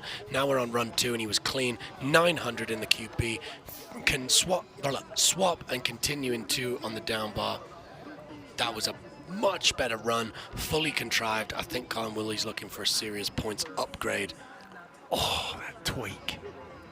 Yeah, no, isn't it gorgeous? Just to be able to put your own style on these massive tricks is huge. And a mute grab is just classic. This is the grab, this is the trick where it all went wrong. It wasn't perfect for him, and he's still got a good bit of travel over, almost off the landing on the shark fin, but he holds it all down. Why? Let's look in slow-mo. The double grab, safety in the inside, like Pollard. Okay, we can head down to the start gate now, where Tim Warwood is with Valentin Morel, currently in 6th, 8th. Okay, we're at the top. Valentin representing. Solid first run, 8th place. Talk us through it. Thank you. Yeah, it's super fun today to ski on this course, or like it has been the whole week. Shaper did an awesome job. Like so many different feelings in one run. Yeah, it couldn't be better today. It's warm. It's gonna be slushy. It's amazing. There we go. What's it like riding at home, skiing in front of friends and family, and putting it down in front of the crowd here? Yeah, it's so much fun. It adds for sure a little bit of pressure, but yeah, gotta go through it and yeah, just have fun and be sure about your shit. Yeah. There we go. 8th place currently. Best luck for run 2, dude. Go get it. Thank you. Yeah, thank you very much. Let's go. Let's go. Okay, in now with Timo Lauranen, the Finn, desperate to improve on his first run score because he sat on the bubble spot in 12th. Oh, and what an approach to the shark fins. 2 huge 1260s, one forward, one switch on the first 2 jumps, and then dives himself into a switch. Alley-oop, double bio, very interesting rotation, goes absolutely whopping out of the shark fin and just, I mean, it looked a little sore. He's fine, he's back on his skis, he's cruising, but my goodness, was that a trick out of that shark fin that really would have stood out immensely should he have landed that. Here we go. Excuse me. No. First switch 12 to the right, holding the mute grab, very nice, last line, and then it's the forward left 12 blunt, again very big, mid-landing, strong, and this is the real beauty. Early diving, yeah, he comes out of that first bio flippy rotation and then goes into the second just a little off. Okay, next in, Chris McCormick. A solid first run. We need to see a step up on the shark fin from Chris if he wants to see another day here at the LAAX Open 2025. Yeah, currently 19th. Lip 2 holds it very clean as we're used to seeing from Chris. Front side at 270. Front 630 with a poke out of the cannon. Switch right side, first jump. Double 14, blunt. He's only been doing safety thus far in this competition. Blunt that time. And the obvious upgrade here is the 7 coming up on the shark fin. Is he going to move up here? He's got way more speed by the looks of it. We need more from Chris here. Yes, it's the double 10. He got the memo. That was very big, very good. Switch 12, rev mute through the Twisted Sister. Steps up his game on the shark fin with a double 10. Right side 900 in the QB. Front swap, front 2 from Chris McCormick. Whatever the judges do from this, it was a very strategized, composed competition thus far from this man. Put a run on the board, step it up on run 2. Sin falta from this man right here, Chris McCormick. Are you quoting Latin? It was Spanish and it came out normal. I don't know why. Oh, sin falta. I was like, does that mean no mistakes? Yeah. You're clever, aren't you? I know sin is without. Nah, absolutely gorgeous from Chris. Love to see it. A man traditionally very light on his skis. You know, he's calm, he's cool. No one breaks skis like this man. It's like he comes across light, but he skis like a beast. And this is why, following in the words of Mac Forehand, or the actions of Mac Forehand, and boosting right off the top of that Twisted Sister. So you see his amplitude go right up, but he still manages to land mid-landing. And this is the step up that we saw. On the hot seat, he's on a 55.65. How far can he boost this up? Honestly, the 720 on the shark fin that we've seen thus far, that's nothing. He needed it. Okay, down to Tim in the start gate. Who are you with, Tim? Alex, what a day for it. It looks to me like you're having a lot of fun out there. Talk us through it. Yeah, it's incredible. It's about as good as it gets out there. It's warm. We're riding in hoodies. Course is perfect, so can't complain. Word on the course, are you enjoying it? Does it suit your style of skiing? Yeah, it's super fun. It's a creative course, a lot of different options, very unique, pretty different from a lot of the other courses. So first day was a little tough, but now it's fun that we figured it out. So yeah, having a good time. Okay, and finally, how's the mindset doing semis right now, having to wait a little bit and then going finals a little bit later on? What's your plan? What's your strategy? Yeah, I'm stoked on my first run, hopefully make it to finals, and then just keep the momentum going. We have a little practice for finals if we make it, so maybe trying up a couple things and then just keep the vibe going. All right, and good vibes it is indeed. Go get it out there. Yeah, fantastic out here. Thanks for chatting. Yeah. Cheers, boys. Tim Ward with A-Hall down in the start gate as Noah Porter McLennan gets stuck into his second run. He's just been bumped out of the top 12. He's now in 14th. Chris McCormick has moved into 12th with a 66.25. So you've been keeping your eyes on this run, Woodsy. Where's he at?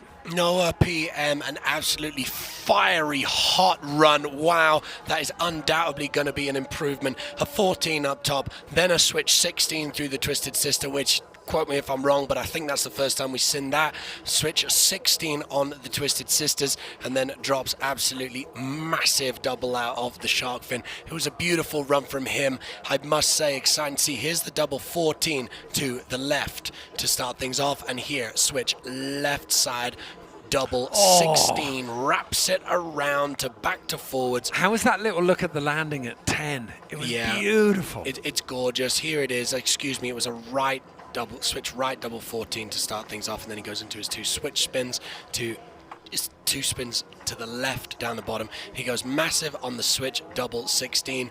That is just accent of perfection.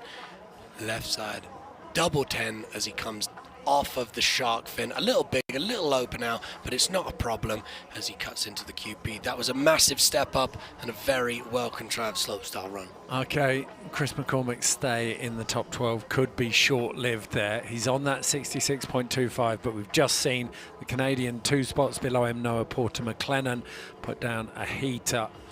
And if he improves by more than 2 points, which seems a formality at this stage, then yeah, he's moved up, 69.04. Noah PM is in 11th. Chris McCormick is in 13th. Colin Willey is now on the bubble. It's the turn now of Hunter Henderson, the American, currently in 25th place. So bit of work to do. Yeah, plenty of work to do from Hunter Henderson. Once he gets through this first rail, which he does with that nose butter 450, halted to switch. That seems to be the part in qualifications and thus far that he just needs to get through that first rail and then he can fly, and he's certainly doing that. That's the switch left side at double 14 with a rev mute. Lovely to see him and Chris McCormick just bringing in a rev mute. Bit of a shout out to the old school right side double Misty 1260, double 1080, fighting for the tail grab, doesn't get it. That is gonna really influence the judges' overall impression of this run. Slightly low profile 900, but a really legit nose butter takeoff and landing on that last rail. To be honest, I love Hunter. He's a great dude, fantastic skier. That just wasn't perfect. No. It just wasn't perfect, and it breaks my heart to say it because he really lent into those nose butters. He really put everything down clean, but it just emphasizes the fact that when something does go wrong, it just screams. And there's another element to this. If you've been following with us, think of that run from Mac forehand. Yeah. How much pop, how much speed he was carrying, and the first takeoff especially. The Twisted Sisters weren't too bad from Hunter, but the first kicker especially, it felt like he washed a little bit. He got I'd take it back, he got great explosion into this, but the first one was just a tiny bit washed. Yeah, the great explosion, but he needed it because the amplitude and the speed wasn't quite there. This is where it really did come unstuck. You see him go for that tail, he gets his hands to it, and then his fingers just don't lock, and he's just fiddling for it the whole time. He's like a 4-year-old with short arms in a pick and mix, isn't he? Give me the sweets. Although I would say he probably wanted that more than the 4-year-old wanted his pick and mix. I don't know. Have you ever seen a 4-year-old in a sweet shop? That can get cray-cray. Okay, Henry Silderoop, the Estonian young brother of Kelly, in 15th place on a 64.28. Bubble score is 68.74, so well within reach. We saw him absolutely flawless. He sort of showed the older, more experienced competitors in the qualifications, look guys, I'm going to do this, I'm going to step up even for qualies. And then Henry, he's so clean, so composed, had a little wobble on the first round, so we're looking for everything to be perfect from Henry here and him to advance. 16-20 to the left, caps the blunt, really cool, calm, collected. Switch left side, double 14. Again, another blunt, that one crossed. Switch right side, double 12.60, absolutely flawless so far from the Iceman, the biggest air of the day. It was only a 900 when we've seen 12.60s at every other run in the competition so far from Henry. It was a step down for him, but no one else is going 12 on that QP. And I guarantee you, the coach had a look at the sector by sectors and saw that the 12's not scoring much. Which is really interesting because that's so hard versus Yeah, but he had that bobble on the landing. He washed out hard in the bottom of the transition on the first run. So they needed, it was like, scale it back, up the execution. You know you can do a 9 in your sleep, I reckon was the chat. He gets such a handful of those takeoffs, doesn't he? He so does. He's using every single, millimeter of his tall, lengthy body right now to get up and off those takeoffs. And as you referenced on the first run, he can just chill when it comes into the landing, and he can put it down so clean. You know that he's been doing Russian twists with the 20 kg disc, don't you? Like that boy can move. 20 kgs. But they probably call them Estonian twists in Estonia, though. I'd say so. That drop down from the 12 to the 900 in the quarter pipe? Yeah. I bet that wasn't preconceived, actually. I bet that Henry made that decision right there. He's like, I've been perfect this whole run. Don't even need the 12. I'm just going to put a 900 here, get a clean grab, and just cruise all the way through. Great amplitude on that as well. We talk about it so much, but going big on the quarter pipe is, for me, it's one of the most basic aspects of this run. Totally. Okay, Colby Stevenson, you see that little golden vest there? That means he's regarded as the best in the world right now. And it's certainly looking like he's going to hold on to that thus far. He's got heaps of nose butters. That's the first one, nose butter 450 onto the first rail. Then he goes switch to backside 450 off. That looked wiggly, but that's because he only put his front foot on the rail. It was a fast slide there. But it's not enough for Colby. It was wiggly because he's like, nah, I'm not going to improve now. Switch 720, bounces off his noses to switch 5. That was even better. It was even better. And you know why I reckon Colby put that in? My goodness, he's so cool. Nose butter dub 10. He holds the lead Japan and slides out of the shark fin, but that run was a throwaway from the start. He's sliding down on his side, grinning, because he knows he's through to the finals. But you know he did that on the Twisted Sisters. He took that unique line. Yeah. Colby Stevenson doesn't do anything without a firm understanding of why. He did this to show, this is my throwaway run, guys. Doing this is nothing to me. This is nothing to me. I can do this in my sleep. Just wait and see what I'm going to do in the finals. He drops that down on a run that's a throwaway. He's just done a switch 720 up top. Watch me step it up in the finals. And give me the biggest section score that you've given anybody on the Twisted Sisters, and then let me just annihilate you and your numbers in the final. It's the old game of show and tell, isn't it? Yeah, exactly. You're giving me nothing, but you're telling me everything. We know what's coming in the finals. Okay, T-Pod had a great first run, but he's just slid down the rankings as the rest of the field came in with their scores from those first runs. So he finds himself in 10th, 70.56. You'd think it's safe, but TJ Schiller will have told him to get something down now to make sure.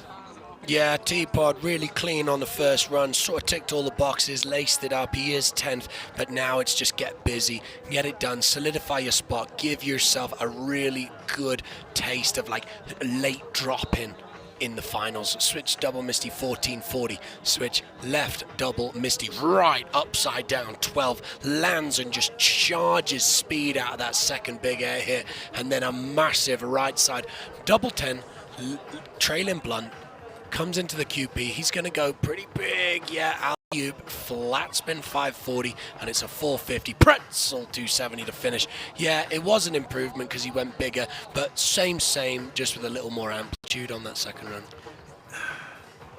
It's a difficult one, isn't it? Especially after what you've just said about Colby Stevenson, where you can see every area that his run's going to build in the finals. Kind of want to, you think, okay, you've got a really strong score out of that first run, T-Pod. Let's see where you're going with it, where you're taking. But it could be the word from TJ's like, just tidy it up, make sure. Like, let's not take any risks. Do you think it's an improvement? I think it's an improvement, I do, and I think where's Teapot going to take it should he make it through to the finals? I think that's going to be the Twisted Sisters with the switch double 12 that we're seeing here. That is just so stock banger and just easy for this fella. Just look how he lands. He's got his hands in his pockets. He just really doesn't mind that he just spun around and flipped about like that. And also here, right side double 10. Yeah, he reaches back. It's a beautiful blunt. Yeah, he's doing 3 spins and 2 flips and lands it real easy. But he went so big that I think him and TJ are going to go back to the drawing board and be like, all right, what more can we deliver in finals on those 2 hits? Well, we just heard him talking to Tim Warwood up in the start gate. A-Hall, just getting himself in the zone there. He's such a relaxed character, though. There's not that, I don't ever, tell me I'm wrong, but I don't ever feel there's that deep intensity from A-Hall where he's beating himself up internally. Yeah, and if it is internal, it's very, very deep. He's a calm, cool, collect character on the surface. I mean, diehard competitor. I mean, you don't win the Olympics without having some internal fire. But A-Hall, yeah, confident. He has the confidence. He's got the ability, and he can really just lean back and enjoy the fact that he knows he's going to put his feet underneath him. Switch to back 6 off the rainbow. That was beautiful. He just looks so casual, doesn't he? Left double 14. Lead Japan doesn't reach to the seatbelt that time, unless I'm very much mistaken. There, locks in the double cork 900, holds a 10, back to switch. Just really cool. Switch 3, bounces off the noses to switch 7 instead of boosting out of the shark fin. And honestly, I absolutely love that. Does a variety of something or other with a wiggle, with a shifty in the QP. It's just so cool to see him lock that rotation, block it, put it to switch and clean through the last rail. Now, this is when you know if the judges are paying attention, because it's pretty much stock run from the first time. Did he add a 1.8? No, it's exactly the same run, isn't it? It's exactly the same run, but he's just so relaxed. It looks like a Sunday afternoon picnic for Alex Hall right now. And even look at how we're talking about it. That could possibly have been the best run of the day. That might challenge Mac and Colby. But we haven't even raised our voices because he's just so casual. I think the 10 bring back 9 on the Twisted Sisters, he got way more pop and he was higher up on the corner of the kick. This one, I think this could be a big score. You know what? We see it in slow-mo. That's where he struggled for the safety in run 2. That's why his run was scored a little bit low. And again, he missed the safety on it again, and the judges will not miss that. Other than that, it was a flawless run. If Alex Hall gets that safety grab in finals, which undoubtedly he's going to make it through, this is going to go Colby Stevenson level. But he missed a grab. He missed an entire grab, and he's still going to post a really high score. Okay, we'll wait for that one to come in. We'll update you as soon as it does. But right now, it's Valentin Morel. He's in 10th place.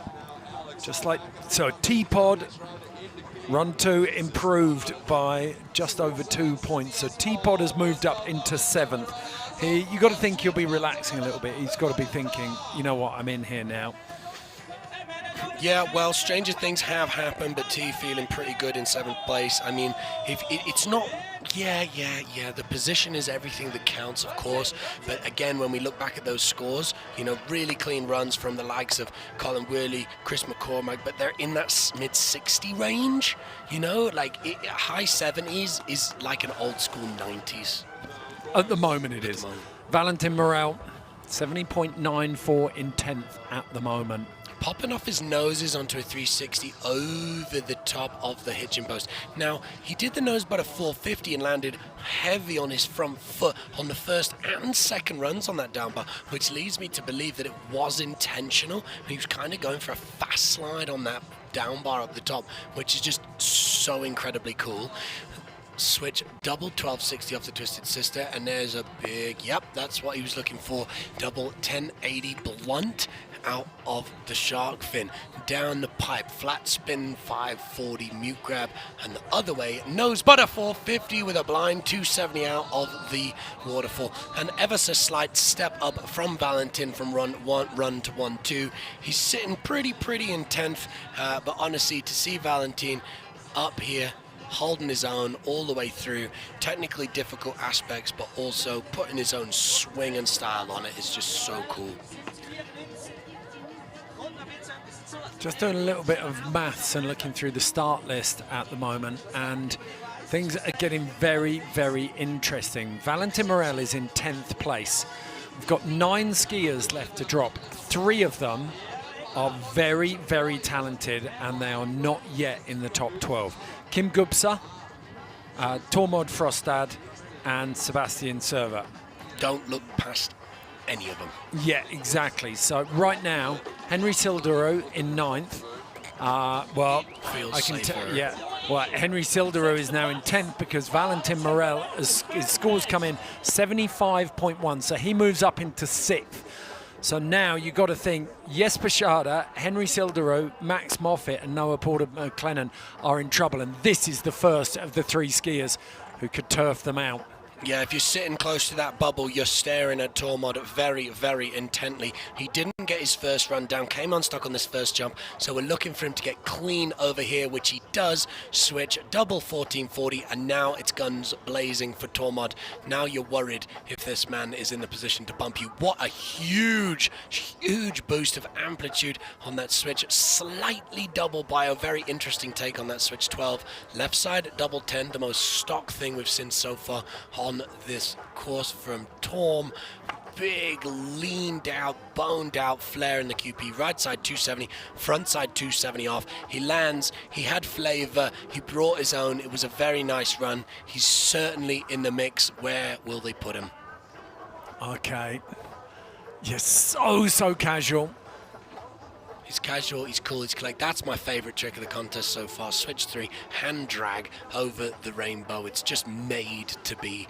If I'm secretly tell you, that's what I would have done if I was skiing today. Switch double bio, 1260 to the Lands right. quite high here. Does land a little high, lands a little too casual, and he will get bitten for that by the judges, but let's see how much they do give him. That was a very interesting rev mute, tweaking his heels behind his ears on the quarter pipe there. This was a nice take on the double bio. It's almost a late dip into that bio rotation for Torm, but very casual, very conceived. That's what we like. This is the only bit. He does reach down for the Japan double time, gets it on the second attempt, lands a little high. So we're not likely to see him challenging Colby up top, but I certainly think if you're Henry Silderow in 10th, you're a little worried. Well, and below him, Max Moffat and Noah Porter McLennan. Then Max with the second run left to come. oh, look at that. And the scores come in 71.67. So Noah Porter McLennan is officially out. Jesper Schade does have another bite at this. He's sat on a 72.31, and he's going to want to put a little more daylight between him and the bubble now. Jesper Schade, switch blender 270. Onto the down bar, 450 up, backside 630 out of the rainbow rail. Getting the 1080. Oh, that's interesting. You don't often see Jesper miss, but it just looked like he didn't quite have enough speed or dive off of that first jump. Doesn't manage to hold his interesting switch double misty 1080 to 9. It's okay. He's in 10th. It'll be a little bit of a nervous wait for him not wanting to get knocked out, but I think it's probably looking pretty good considering the caliber of his first run. Not the position he's sitting in. Yeah, I was going to say 9th place. This is really, really tight. But although Tormod's gone in behind him, so there's only 2 skiers left, we can head down to the start now where we have Mac Forehand with Tim Warwood. Right, Mac, here we go. One on the bib, had to drop last. How is it out there? Oh, it's incredible, man. I mean, we could not ask for better weather, and yeah, LAAX is just the sickest park and sickest place ever, so yeah, stoked to be here. Give us the inside intel on the vibe. How's everybody feeling? How are you skiers enjoying life here in Switzerland? I mean, we got up this morning at sunrise and just saw the beautiful mountains when the sun came over them, and it was just amazing, and I was laughing to myself on the course this morning during training about how good it was. So I think the morale's really high. Everyone's just stoked to ride, and yeah, there's been some pretty hammer runs so far. So we'll probably see even crazier stuff in finals. Well, I was going to say finals. You're sitting pretty at the moment. Yeah. Obviously, you got your second run still to go, but very quickly, the USA boys, you guys, man, you're propping up the top there. Yeah. What are you guys having for breakfast? Actually, we've been cooking a big breakfast together every morning, like onion, bell peppers, eggs, cheese, avocado, yogurt and granola. We've been doing the whole shebang, coffee. So that's maybe been helping us, but I don't know, those Colby and Alex and Hunter, Connor, Cody, all those guys. It's a good gang. It's a really good gang. We're all super close. We're like brothers at this point. So, yeah, we love skiing together, and we love skiing. So, yeah, it's awesome. All right, well, listen, best of luck in the finals. Thank you so I'm much. sure you'll be there. Yeah, appreciate it. We'll be Thank you. cheering you on. Yeah, thank you. Mac forehand, great bit of intel there, Woodsy. Oh, I love it. I absolutely love it. And we're Sounded hearing- a little bit Mexican breakfast, didn't it? Bell peppers, onions, and avocado. Yeah, it's wild. How you starting a day like that? I don't know, but it obviously works. As we heard all about Mac Forehand's brekkie, Seb Suva comes down with a heater of a second run, just bolstering whatever he did in the first run. Well, it wasn't enough first run. That's had him in 18th with a 61.27. It wasn't a bad run, but he had a couple of small issues, didn't he? Is there enough in there right now? Max Moffat sat in 12th. On a 70.25. I must say, Seb went absolutely massive. He went big. He held his grabs. He brought that bring back double 10. Holds it to 9. It was a gorgeous from top to bottom. Got a double swap on the top rail. I think Seb's looking pretty good. I'm not a judge, but I would say that that's a drastic improvement. It's not. 66.21 would say. Goodness me, I'm 16th sorry. I must be place missing for Seb. something. So I think now Jesper Schade can say that he's safe, which means that it's Henry Silderud and Tormod Frostad, probably the two who are worried about Kim Gubsa. We got a lip slide, front swap, backside 270 out of the double king. Very difficult rail, back 450 out the top there. So Kim Gubsa is outside the... Oh, that's what he was looking for in run 1. That was the switch double 9, wriggle, wriggle, block, hold it 2-7. And the first triple cork we've seen of the day, switch triple 1260 out of the twisted sister for King. And a beautiful 1080 mute grab, tweaking his heels behind his ears. Went massive on both of them. Massive, big again in the QP. Final rail 270, hold it to switch. That was a real point of interest. We saw a switch triple wobble from Matej Svansa in the qualifications, but Kim going upside down the 3 times on the Twisted Sisters there. Okay, so Kim Gubsa currently in 23rd. Is he going to do a 0 to hero here? Now, the only point of interest on that run, point of interest being mistakes, would have been off that first rail. He does the There was super a big fed front, so it swerve, was just wasn't a there? bit of too much smoke comes up, but he knew it, and he was like, well, if I took a wobble, here's a triple for your face. That was a nice double 10. Slaps his skis down. Yes, here's the triple cork. Switch left side, Head upside under the down the skis first time. once, twice. Look at that proper triple 3 cork. times later. Last line. You gotta love it. And there's the big tweak. Really good. If he made a slight mistake on that first rail, boy, did he make up for it on the rest of the run. It's in the judge's hands. And when you're judging slip-ups versus perfection, step-ups versus I messed a little bit on this, There was some Eddie Van Halen on the slide of that mute as well, wasn't there? Like, yeah, I love that. just dragging the hand up the Exactly. ski. That's the power bar. Okay, we're going to wait for this score to come in. Oh, Kim Gubsa 15th. It's a massive improvement, 67.42. Oh, do you see this going on right now? Max Moffat getting all the information he can. Scores just dropped from Kim. Max gave an absolutely significant, okay, phew. Yeah. That didn't tap me. I'm in. But the judge's clear message, it doesn't matter what you deliver. If there is a mistake, it's a mistake, and you're getting slaughtered. Yeah. So Max Moffat is in 12th. He knows he's made finals, but he's still going to want to push this run and make sure he's in a later drop spot once we do get to finals this afternoon. Yeah, Max absolutely doesn't want that first drop. Everyone will be looking at him. He'll be the dummy for the speed. He doesn't want to drop first in this final because it is a disadvantage. That was as fresh as spring greens off the cannon, wasn't it? Absolutely, and that is Max Moffat to a T. Carving. Left side double 10 was something left to be desired. Was that a 14 in run 1? Nose popping. 540 brings it all the way around to 10, bouncing off that knuckle for a big upside down switch 5. I don't think it's going to be an improvement considering it was a 10 on the second jump. Yeah, he's cruising. He's cruising. He knows he's in. I don't think we're going to see an improvement, but Max, I know this course. I'm going to put 2 runs down to my feet. I'm through to finals. Business. I want to have a really good look at what he does on the quarter pipe, the grab on that. It looks like he's playing a harp. He's holding court in the dark ages. That was such a gorgeous switch double 1260 for Max. And then here, that's the thing with Max, though. 10. All of it is. Yeah. Every single trick. Fresh to spring greens? Yeah. Well, you could put them up in a museum. Yeah, you could. Think about watching. Look at that. Yeah. You think about watching some skiers, and you're just like, it's like looking at a compost heap. Watch Max. And like it's like looking at someone's beautifully tended garden. It absolutely is. He puts his own swing on absolutely everything. Look at that kick. Bang! As he flips out of the switch, 540, making that 10. Now, Evan, this is interesting. Evan McEachran. All in white.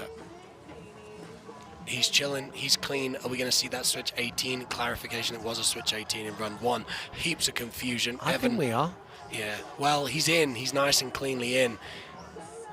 Yep, there it is again. He puts it down. This is practice for the finals. He's already in 7th place, but he's like, I want that last bar. He does a switch 16, a switch 18 to a switch 16. That's huge. What Evan's winding up for in this final. Look how much fun it is when they can do whatever they want out of that shark fin. The 18, I can't wait for the replay on this because he does hide a 3 in there. That's amazing. It's so nuts as he comes around from between 12 and 16. He's kind of lying flat in the air and he just goes.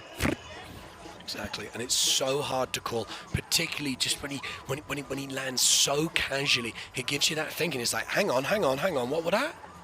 It's amazing to see. But Evan absolutely through. Here. He just rolls through that. It's so clever how he hides that, but straight into this. And for me, I think this is what we've been waiting for across free skiing and snowboarding. Starting to see, like, there was the first 16s we saw in snowboarding back-to-back, backside to switch, backside 16 was 2016. Took 5 years for someone to do that again in competition between Yuki Kodono and Nicholas Mattsson. And I know it's the same in free skiing. Like, we see a lot of the big 14s, the trips. We see some of the 16s. You'll see the odd 18, but it's when you see a 16 and an 18 back-to-back. And you know we're going to start seeing that. And I think we're even going to start seeing 18-18 soon. Absolutely, and even considering that this course is so difficult with all these different takeoffs, Evan still managing to put that in, it's really telling. Switch off the Twisted Sisters. Unreal. So you've got to hit the top corner of that kicker. It's phenomenal. That is immense. Okay, next up, it's man. Looks like Andrew Rigettli not running again. We're going straight on to Burke. Mac forehand right here. Interesting. Andre and Burke. Yeah. Calling it a day. They're through and they're chilling. Yeah, happy with the 4th and 5th place respectively. Very interesting, you know, like we heard from Mac in his interview there, Alex and Colby, they're all like, we're loving it. We woke up this morning, the sunrise was beautiful. We've been up here loving it. Mac just giving us a host of nice, chill tricks, switch 7 to a switch 5, and now it's going to be, he's getting a little extra practice in of that double 10 out of the shark fin, noticeably smaller than he goes when he really needs a qualification score, but he is going to practice the quarter pipe 720 to switch 450. Oh my goodness, and holds it to switch. That's harder than you could possibly imagine. Mac enjoying this course, told us so. Just playing with the course, isn't he? Playing. So no improvement there for Mac forehand, I don't think. He's got that 78.36 in his pocket from run 1, which is keeping him in the top 3, just behind fellow countryman A. Hall with the 79.39, and then Colby Stevenson with an 80.71. Just behind there, those 3 Americans, is Andrew Rigettli and Burke Road. And what's lovely, less than 5 points separating the top 5. So you know when we get to finals, it is going to be the most wonderfully tight battle. Behind them, Valentin Morel joins Andrew Rigettli, 2 Swiss in the final. We've got Evan McEachran, the sole Canadian. I tell a lie, Max Moffat stays in 12th. So 2 Canadians in there, along with the 2 Swiss. Henry Silderow, Didn't see the same form from him in semis that we saw in quarters, I think. But he's in the mix still. And I do think with that vote of confidence, we could really see him let go. Jesper Schade sneaking in 9th, and E-Pod in there in 8th as well. But great showing for the men this morning in their semi-final. We're going to be back this afternoon with men's and women's finals. They'll be starting at 1 o'clock live. You can find them on LAAX.com/open, but depending on where you are in the world, you might be able to find them on one of your local channels, especially if you're in Europe. SRF, ORF, almost certainly showing those. But if you're elsewhere in the world, you can log into FIS TV on the app as well. But if you want me and Woodsy chatting about that, and Tim Ward will be in for the women's freeski as well, finals, then you can on LAAX.com/open, probably wherever you're watching it now. Some of these getting given away, Woodsy. Yeah, they're beautiful. What a trophy. I mean, the trophy's one thing, but the prestige of winning the LAAX Open is obviously a massive deal, but everybody wants that one right there. LAAX Open 2025, first place. That's what you want to walk home with. And what a showing it was in semi-finals. That was amazing. So, well, you called it, Woodsy. Like, it is a 3-stage competition. You've got qualies, you've got to get through it. You've got semis, you've got to get through it. And the level just creeping up. Everyone, they've had a couple more days to settle into this course. An extremely technical course, it's worth saying. And we're starting to see some really, really hot skiing. Yeah, qualifications was there, cut down to 24. The ability was there, it was proved. Another couple days on the course. Semi-finals was hot, hot, hot. We saw it still being treated as that I need to get through to this round. The likes of Andre Rigettli and Bert Ruud both opting not to take their second runs as they were safely through. They're calm, they're cool, they've got eyes on this prize right here in the finals. Okay, we'll be back at 1 p.m. this afternoon with the Freeski Slopestyle finals for the men and the women. In the meantime, we're going to see if we can drop in with some of the half-pipe qualification runs for the men. So we might be back very shortly if you've got us on in the background. Thanks for watching.